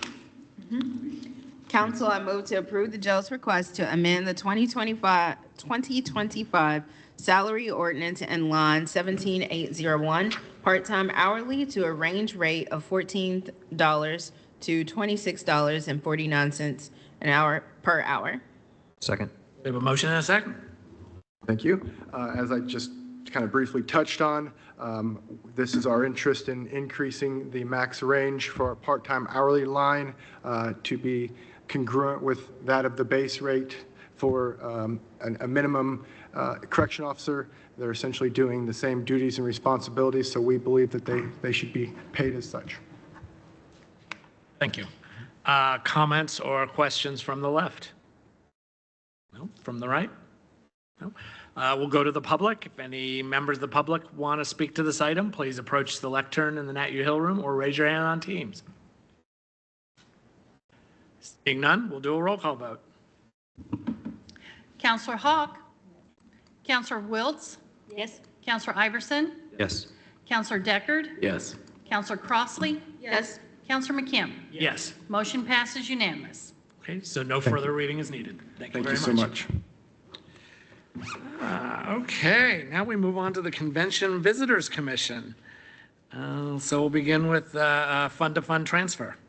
Council, I move to approve the Convention and Visitors Commission request for a fund-to-fund transfer of cash in the amount of $236.09 from the fund 1127-0000 Conventions Visitor and Tourism to Fund 4602-0000 Convention Center Debt. Have a motion? Second. We have a motion and a second. Mr. Campbell. Yes, Mike Campbell from the Convention and Visitors Commission. Thanks for having me today. Here today, and the reason for coming before you is we're at a point where we feel we're able to pay off the existing loan on the Convention Center and the adjacent property purchase that was started back in 2010. This was for the purpose of an eventual Convention Center expansion, and we're at that point. So we are asking for a transfer of funds in order to affect that payoff amount. In the amount of the transfer of $424,236.09 from our general fund or our fund 1127 to our debt fund of 4602. Thank you. Comments or questions from the right? From the left? Great news. Please. I would just say that it's awesome to think of what can happen in a 4-year term and time. And if you think to where we were 4 years ago versus now in all manners of the word convention center, it's good to see things happening and have good reasons for you to be before. I agree. This is just one of multiple, I feel like, pieces of substantial progress that are made towards bringing our expanded convention center into reality. I am so appreciative of all the bodies and people who have had to work together to get to this point. And I know there's still a lot of work to be done, but I appreciate the Board of Commissioners for their support of this project, the Convention and Visitors Commission, this county council, the mayor, the city council. I really feel like we're on the right track. And this is really one of the things that I really, really wanted to make sure was on the right track before I retire in just a few days. And this is a very tangible step. Can you quickly go over how I know this will really probably better be a question for Jeff Cockrell, but how the property, essentially what's going to happen to the property once this debt is paid? So that's a very good question for Jeff Cockrell. All right. But as I understand it, with this purchase, that land would go back to the county. And then from there, that pathway as to how it gets allocated for the expansion of the convention center and their related properties surrounding that are still yet to be. Does that go to the CIB or a different pathway? That's something else. I do hope and trust that this was purchased with innkeeper's tax with the express purpose of support and expansion of tourism in Monroe County. We're a large economic driver and add a lot to this community, and hope that those properties are taken with that in mind. And the Convention and Visitors Commission, which I am a member, we took a resolution to approved a resolution to essentially make that statement as well. So thank you. All right. Are there any members of the public who'd like to speak to this item? If so, come up to the lectern in the Nat U. Hill room or raise your hand on Teams. Okay. Seeing none, we will do a roll call vote. Counselor Deckard? Yes. Counselor McKim? Yes. Counselor Iverson? Yes. Counselor Wiltz? Yes. Counselor Hawk? Yes. Counselor Crossley? Yes. Motion passes unanimous. One more piece to this puzzle. Council, I move to approve the Convention and Visitors Commission's request for an additional appropriation in Fund 4602-0000 in the amount of $758,844.77 in the services category. Second. We have a motion and a second. So this will raise the limit of what we're able to expend in this calendar year. And this amount that's requested will allow us to pay off the payoff amount that's due on January 1. So the amount that we just transferred plus what's already in that 4602 fund equal the amount for the payoff. Thank you. Yes, please.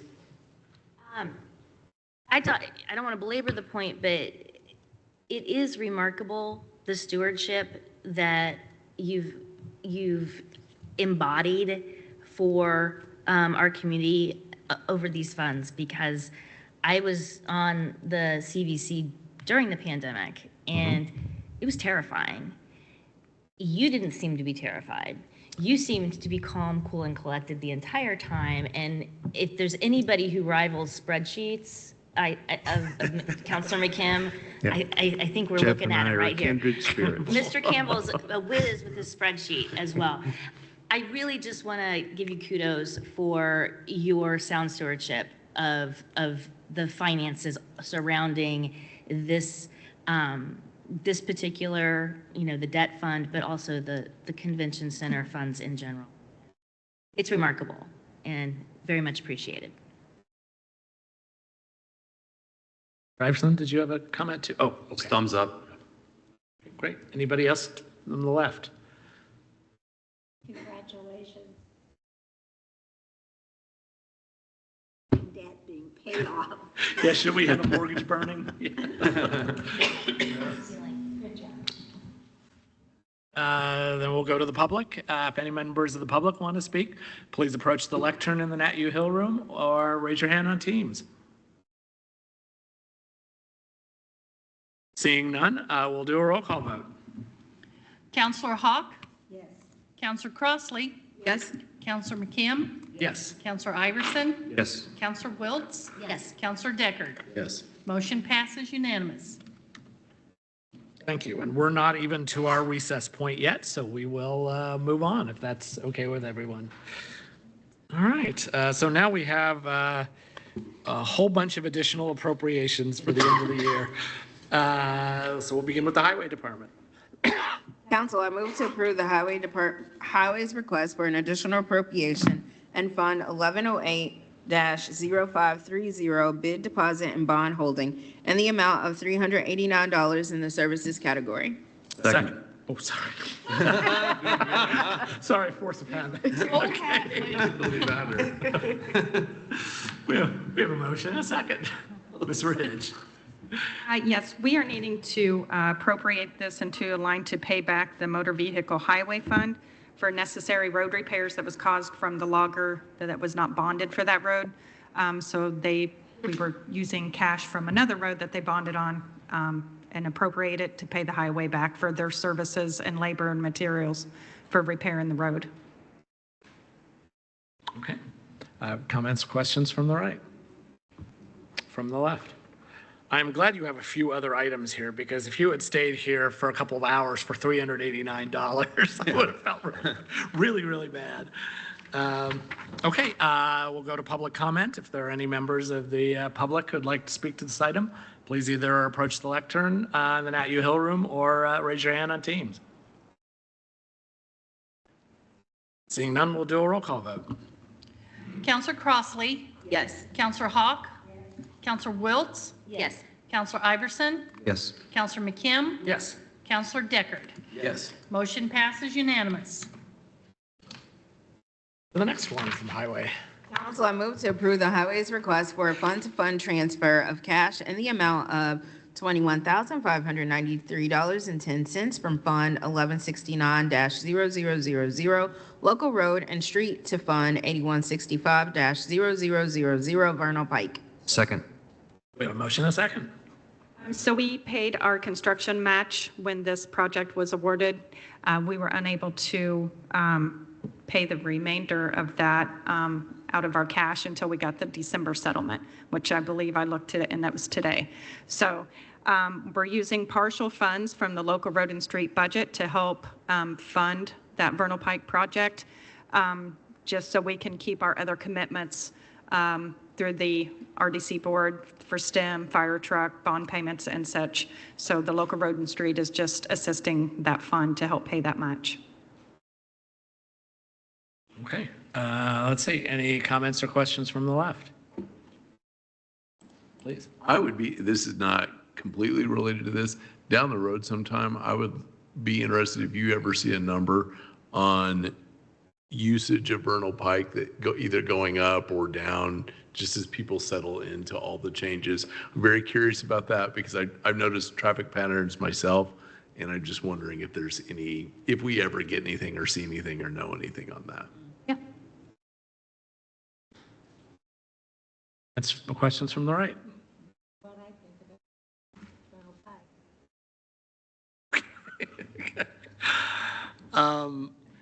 I am definitely glad that, I'll just say that I'm glad that the Redevelopment Commission is keeping its commitments to the fire trucks and the STEM project at RBB.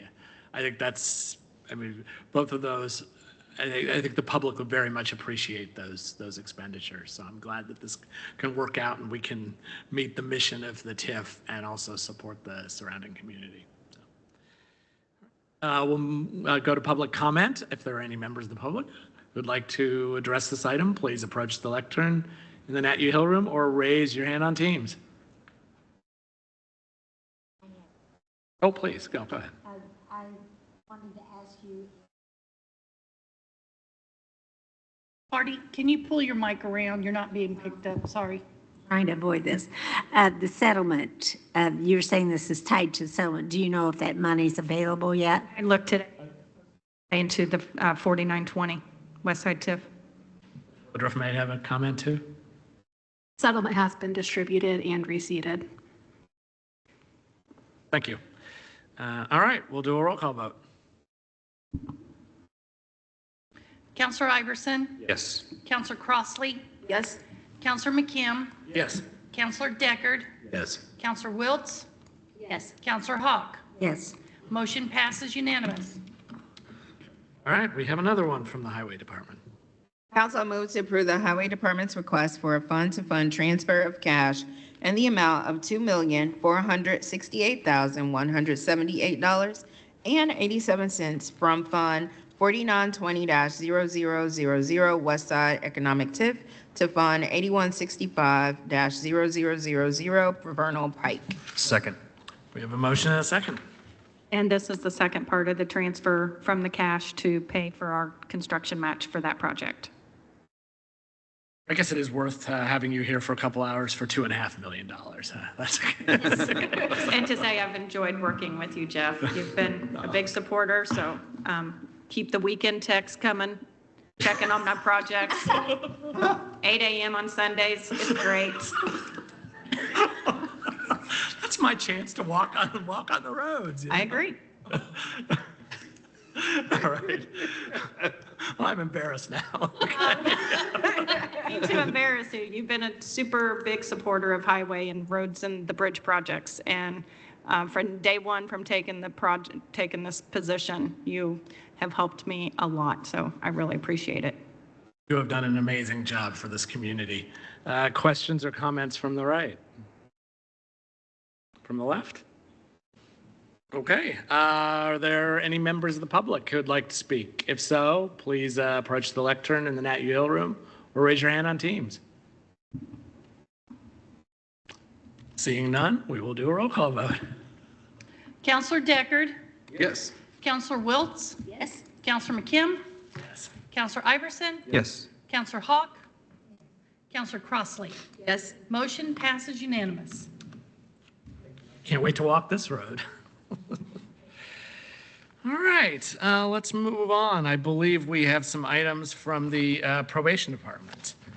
Council, I move to approve the Probation Department's request and Fund 4924-9625 Probation Cares Grant, the creation of a new account line as set out on the agenda, and to simultaneously approve additional appropriations in the amount of $750 in the supplies category and $1,600 in the services category for a total appropriation of $2,350. Second.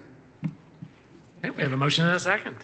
Ms. Brady. Thank you. Team. That's right, the team. I'm Linda Brady, the Chief Probation Officer, and to my left, this is Anthony Williams. To my right, Becca Strite. They're both Deputy Chief Probation Officers, and Becca's also our Community Corrections Executive Director. And they are big time important with grant writers and grant managers. So we're here tonight with a lot of grants, so to get appropriated for next year. So tonight we have about $1.9 million to be appropriated in various grants. Most of those are from the Indiana Department of Correction, from the Indiana Supreme Court, and then one from Monroe County CARES. Not for tonight, but we do have an additional several grants for 2025 that will be coming up, about $130,000. So if you add tonight's grants plus that, we're up over $2 million in grants for the probation department for 2025. And I do want to say that's why we have 28 budgets, and it takes a village to manage all those budgets. And that's, you're seeing the leadership team here. They are excellent at doing that. So just to get started, I don't know if you're ready for the first one, the Community Transition Program, or do you need to read something? CARES. Oh, CARES goes first, okay. All right. CARES grants, we apply for this every year. We have two grants, they total $2,350 for breathalyzers and for instant cups for drug testing for problem-solving court, and that helps reduce the cost for people in problem-solving court for drug testing. Questions or comments from the right? From the left? Okay. We'll go to the public. If any members of the public would like to speak, please approach the lectern in the Nat U. Hill room or raise your hand on Teams. Seeing none, we'll do a roll call vote. Counselor Crossley. Yes. Counselor Iverson. Yes. Counselor Hawk. Counselor Deckard. Yes. Counselor Wiltz. Yes. Counselor McKim. Yes. Motion passes unanimously. Okay. Next one. Okay, council, I move to approve the probation department's request and Fund 1123-9625, Community Transition Program, the creation of new account lines and to simultaneously approve additional appropriations in the amount of $15,000 in the supplies category, $30,000 in the services category, and $5,000 in the capital category for a total appropriation of $50,000. Second. Motion and a second.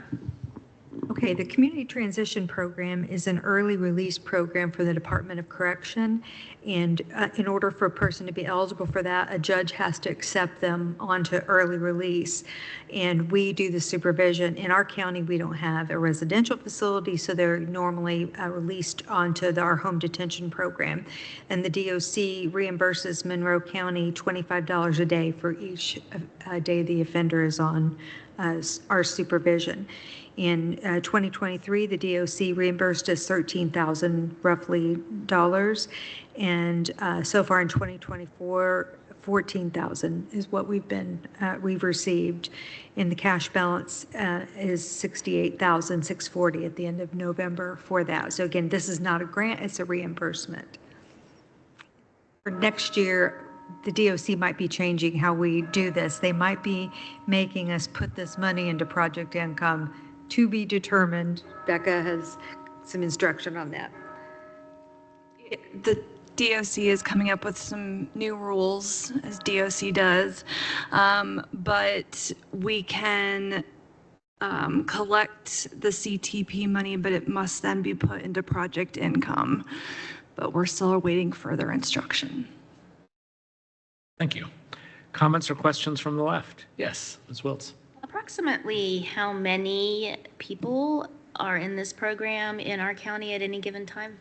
I looked today, we have had 6 this year, which is more than we've had in the past years. Part of that is due to about 2 or 3 years ago, we changed our criteria of who can come on to CTP. Prior, it was pretty restrictive, but our philosophy has changed that if they're going to be released into our community, why not help them get started when they are released from prison?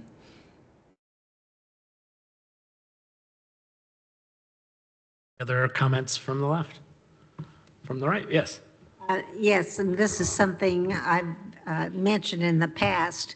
I know there were some changes at the state level about if we had programs for them here that even though they were not originally placed in DOC by Monroe County, they could come back to Monroe County under certain circumstances, and the judge had to accept the circumstance. Is this the program they were talking about at the state level? I do not believe so. For here locally in Monroe County, for somebody to be on the CTP program, they have to have had a residence here or were sentenced through the Monroe County Court prior to incarceration. So we are only accepting clients into CTP who are community members. Right, and the reason why I also think about that is that as we all recognize, counties around us are sending their problem children to Monroe County because we have services. Then they get in trouble, then they get sentenced here. And so then when they are released back from DOC, they're coming back here, and the other counties just get out scot-free. I mean, I don't know what the answer is, but I just want to share that concern because I think there's a lot of people in this county who think that no matter how hard we try, we just cannot keep up with the inflow of the other counties and perhaps the other states sending us all their problem children. And when I say children, I mean adults. And we want to help everyone, except that then you run out of money and people to provide all those services. So I just wanted to share that. I appreciate what you're doing. What would we do if we didn't have community corrections? I do not know. Agreed. Okay. Are there if there are any members of the public who'd like to speak to this item, please approach the lectern in the Nat U Hill room or raise your hand on Teams. Seeing none, we'll do a roll call vote.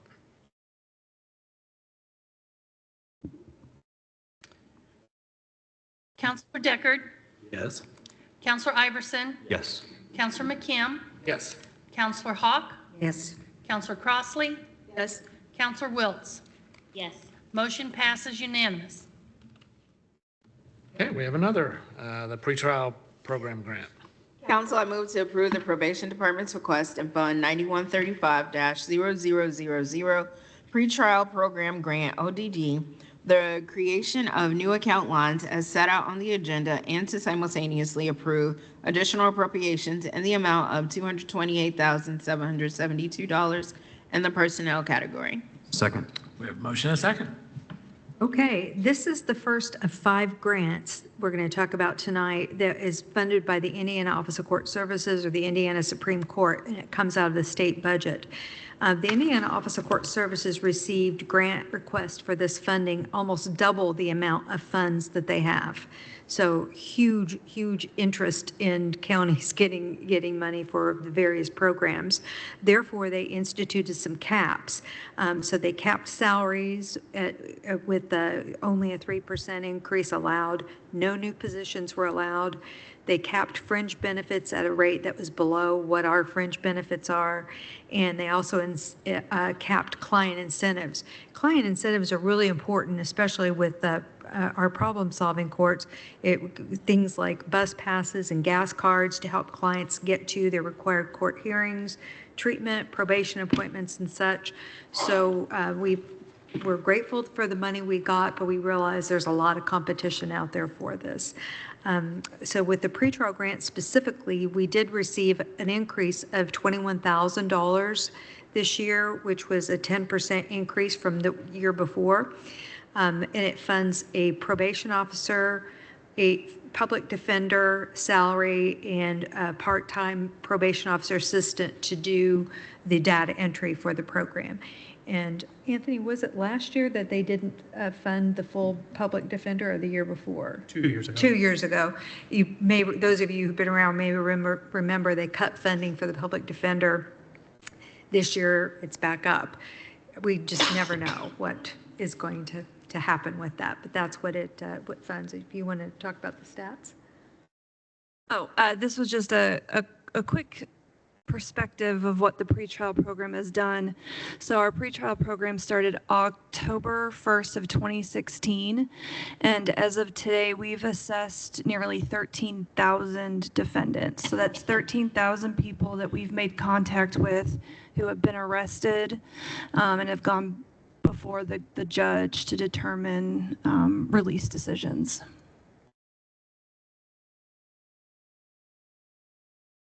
We are unlike some other counties. They'll only, there are some counties that limit their pretrial program to felony offenders. Some only limit those to people who are still in jail the next day, whereas we assess everyone so that we don't have people who can afford to get released from jail say, oh, they just don't get assessed. No, in our county, we assess everyone. So even if they made bond, we're still going to assess their risk so we can make a better recommendation to the court for their kind of pretrial supervision. So you're right, it's a lot. Thank you. Comments or questions from the right? Yes, it appears to me that this is council leadership had indicated with the email that was sent out. These are some of the programs as concerned that we might not be able to continue to receive the funding we have in the past because they're looking at reduction in expenses in different levels. So that's why it's so important for us to look at every opportunity we have that we can add to resources needed that we might not be getting in grants in the future. Comments or questions from the left? Yes. Wait. Counselor Hogg has made a reference to some comments that I think came out of an email that I had sent, but essentially, and I just want to say this publicly, I know you're always watching for where grants are coming from or not coming from and trying to detect that, and you have a tremendous record with it. I am concerned as a local official that in our federal discussions right now, there's talk of cutting $2 trillion from the budget. And I know that's not going to be a U.S. Senator's salary. That's going to be programs that are grants that come to local government. If I had to bet my mortgage, I think I'm right on it. And then simultaneously, the state is talking about taking us back from 2024 property tax levels down to 2021. And I've noticed in my conversations with legislators of both sides of the aisle, that conversation in the preceding 6 months has gone from, well, that wouldn't have, to be prepared for something. And that tells me big things are happening. And so all these years that I and other counselors have said, thank you for going after these grants, I'm throwing this out there because I don't want to panic anyone. I hate when politicians or anyone in authority panics people. But those numbers federally, which will definitely not be things that they want, right? And the things at the state level that are kind of being flippantly thrown about, we're talking about the way that we do what we do here locally, and not a dime's wasted. So I appreciate you letting me elaborate on Councilor Hawk's comments on your item, which is not necessarily your headache now. But again, those are big dollars. And I'm watching a lot of kind of billionaires sashaying around on Capitol Hill talking about what will be $2 trillion that will be from here. I just know it. I've been around long enough to know that. So I appreciate my little tirade, Mr. President. Thank you. Any other? Okay, please. I want to make it clear, if we're supporting helping the person who's paying the taxes, then of course I'm going to support that too, because those folks also need to know that we're thinking of them.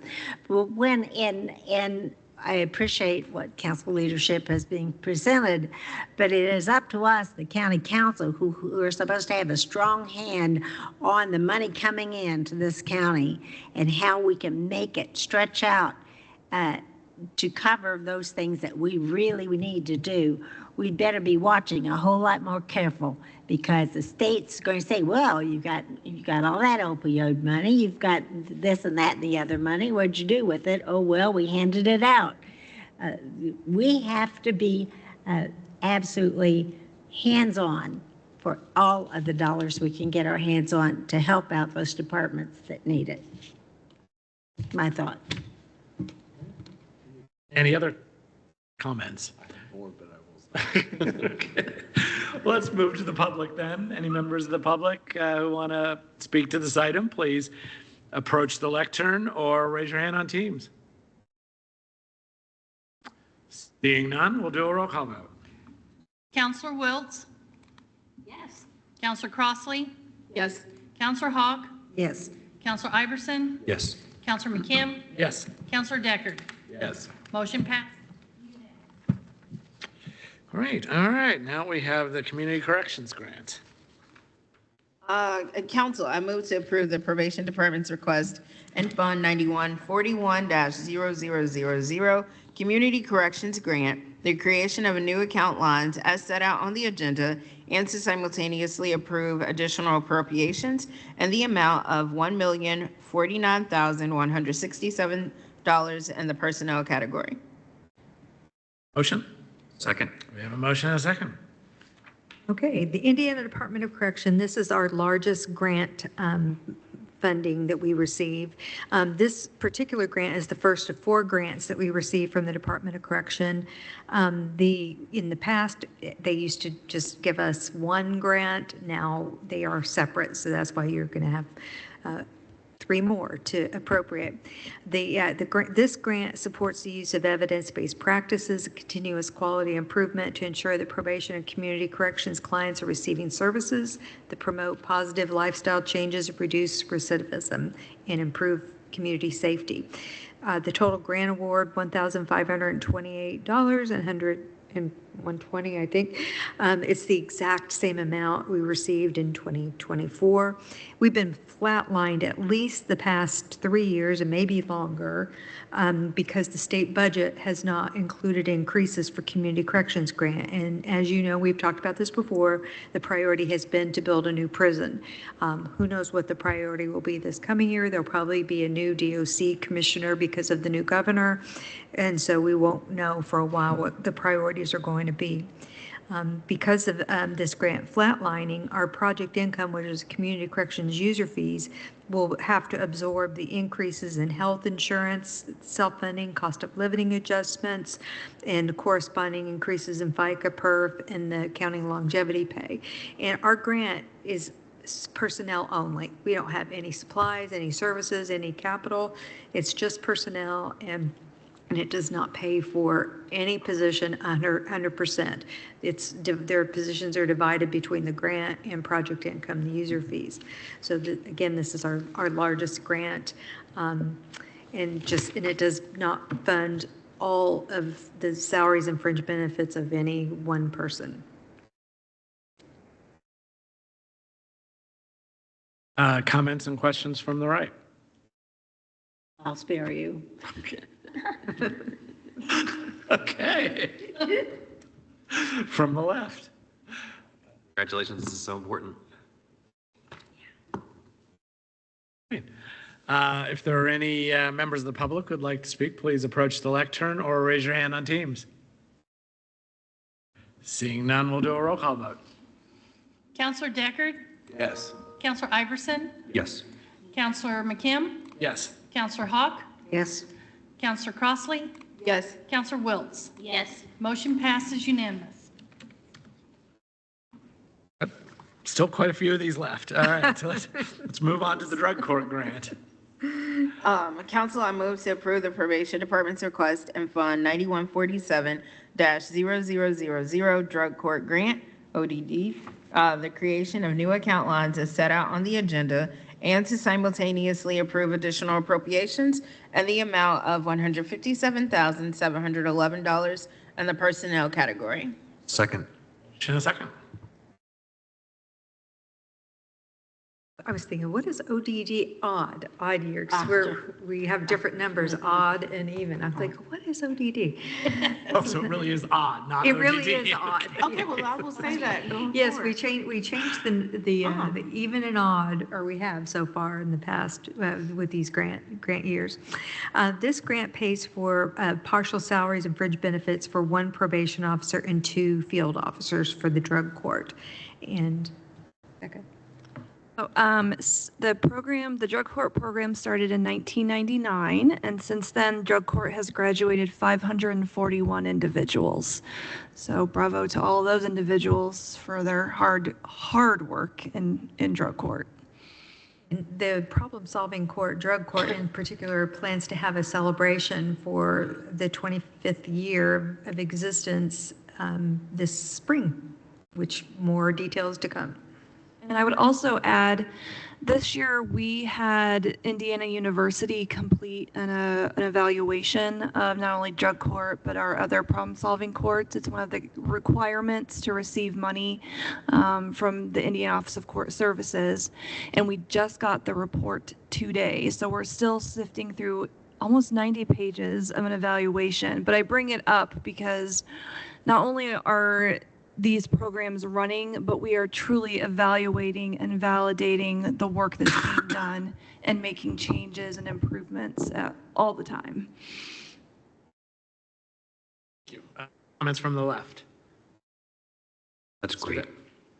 I was just going to say, I appreciate the opening to the additional eyes to see what's going on, give feedback, evaluation, et cetera. My question is, earlier in the evening, I was kind of going off about recidivism rates and numbers that I had heard. Am I in the ballpark? Is that something that we could find out or be told about? Yes, we can find that out. And in fact, I haven't gotten through the full report yet that was sent out today, but there is a section on there in recidivism taking a look at the numbers.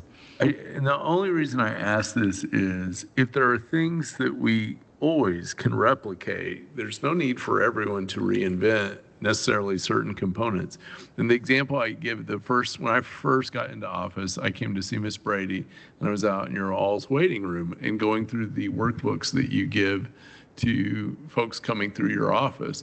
Those are some of the finest materials I ever saw. I almost want to stash some for myself to get through my tougher days. I mean, it was just quality material, and I thought, this is like one of the best kept, well, not a secret for you all, but stuff like that tells me that there's just high quality things going on that we need to be aware of, promoting, supporting, et cetera.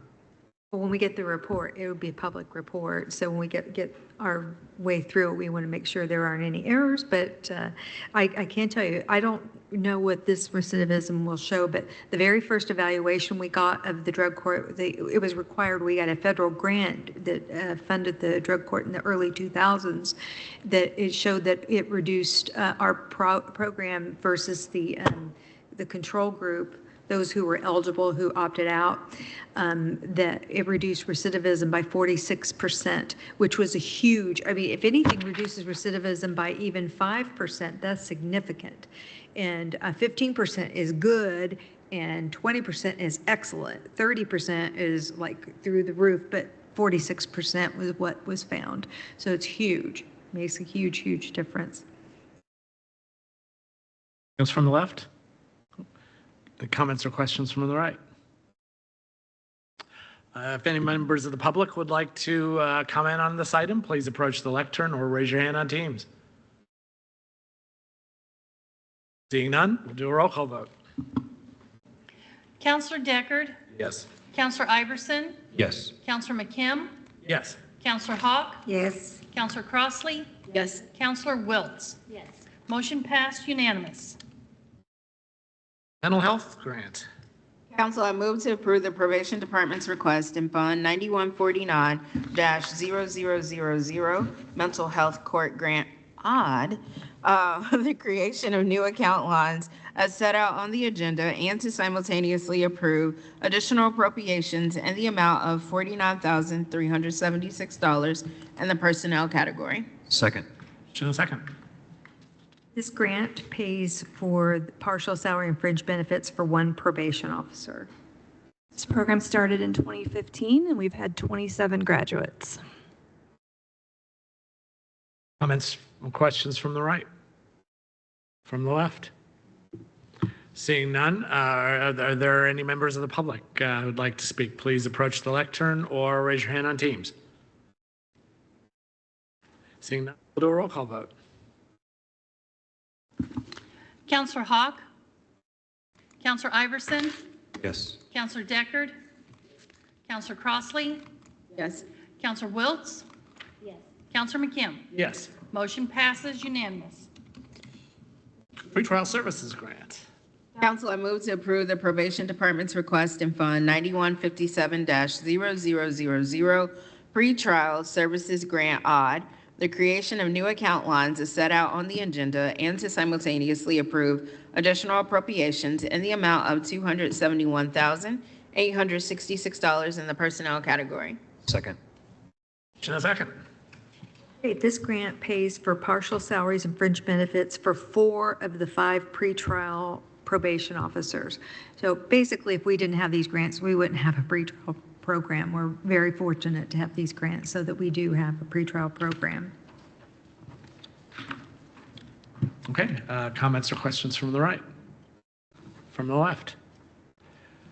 We'll go to the public. If there are members of the public who'd like to speak, please approach the lectern or raise your hand on Teams. Seeing none, we'll do a roll call vote. Counselor McKim? Yes. Counselor Hawk? Yes. Counselor Wiltz? Yes. Counselor Deckard? Yes. Counselor Crossley? Yes. Counselor Iverson? Motion passes unanimous. All right, Reentry Corp. Council, I move to approve the Probation Department's request in Fund 9166-9625 Reentry Court Program, PSC, the creation of new account lines is set out on the agenda, and to simultaneously approve additional appropriations in the amount of $12,620 in the supplies category and $5,000 in the services category for a total appropriation of $17,620. Second. Motion and a second. This is the first of 4 grants for our 4 problem-solving courts awarded by the Indiana Supreme Court. 3 of the 4, including this one, received the same amount as they received in 2024, which is $17,620. And they fund such things as training for our problem-solving court staff as well as the team members. For client incentives, also some money this year, this is new, participant needs. So if somebody needed potentially some money for, I don't know, to get their GED or something like that, we might be able to use this money for that. So something to help our clients out. So it's a small amount of money for participant needs, but it's significant that we got it at all.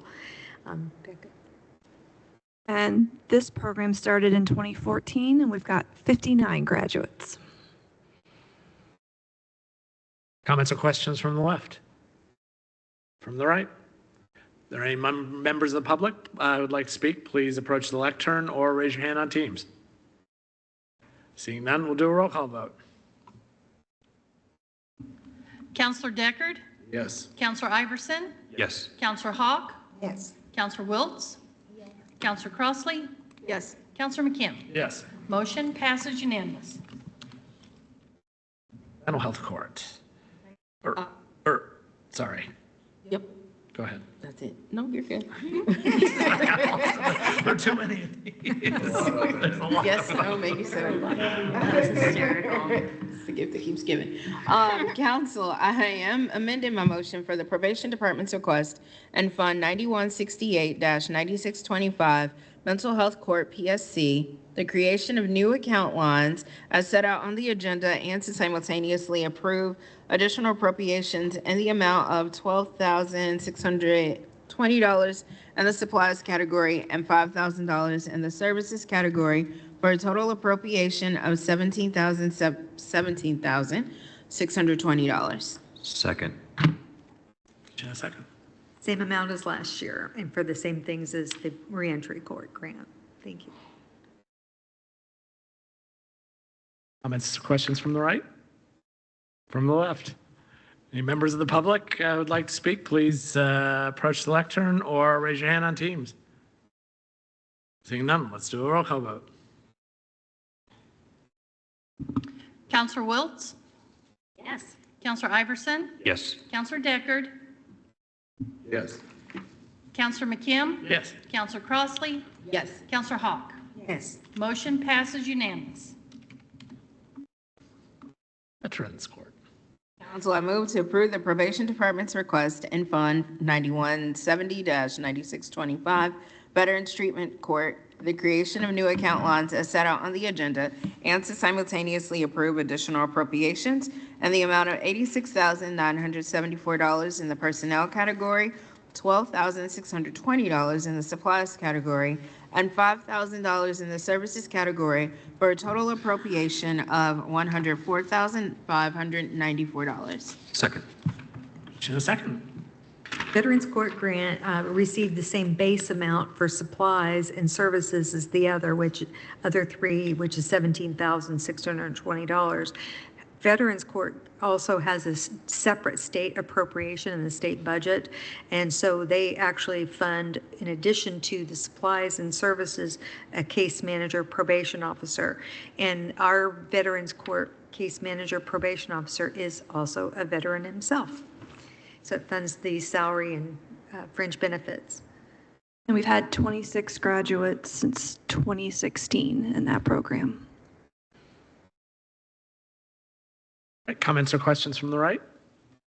From the left, yes, Mr. Deckard. I was just going to say, I appreciate that very much, that number. I was going to add, I feel like between this court with its long-established history and our veteran service officer doing additional work more than what they've done, that we're we're getting closer between that, the new facility that's coming in and all that, to some real synergy around veterans.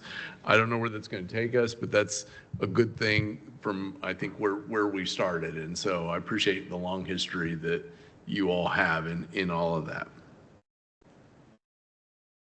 Comments from the right? If any members of the public would like to speak to this item, please approach the lectern or raise your hand on Teams. Seeing none, roll call. Counselor Hawk? Counselor Crossley?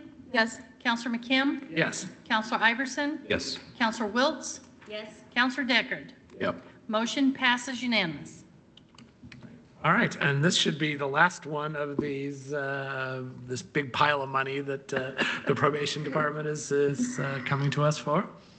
Council, I move to approve the probation department's request and fund 9172-9625 Drug Treatment Court PSC, and the creation of new account lines is set out on the agenda, and to simultaneously approve additional appropriations in the amount of $12,620 in the supplies category and $5,000 in the services category for a total appropriation of $17,620. Second. We have a motion and a second. Before I do my final item, I want to thank you, Jeff, for your service. You've been an amazing liaison and good supporter for all things county government. And we especially appreciate your help with probation department, and just want to thank you for your service. Last item, drug treatment court, $17,620. Okay, questions from the right? From the left? All right, and I guess I will just say that clearly through just these items today, Monroe County residents can see how much we benefit from your professionalism, the professionalism and expertise and experience of your department. So thank you all. If there are any members of the public who would like to speak, please approach the lectern or raise your hand on Teams. Seeing none, we'll do a roll call vote. Counselor Wiltz? Yes. Counselor Iverson? Yes. Counselor McKim? Yes. Counselor Deckard? Yes. Counselor Hawk? Yes. Counselor Crossley? Yes. Motion passes unanimous. Thank you very much. I think at this point, we're probably due for a short recess. So let's go into recess for 10 minutes. Please come back at 7:41.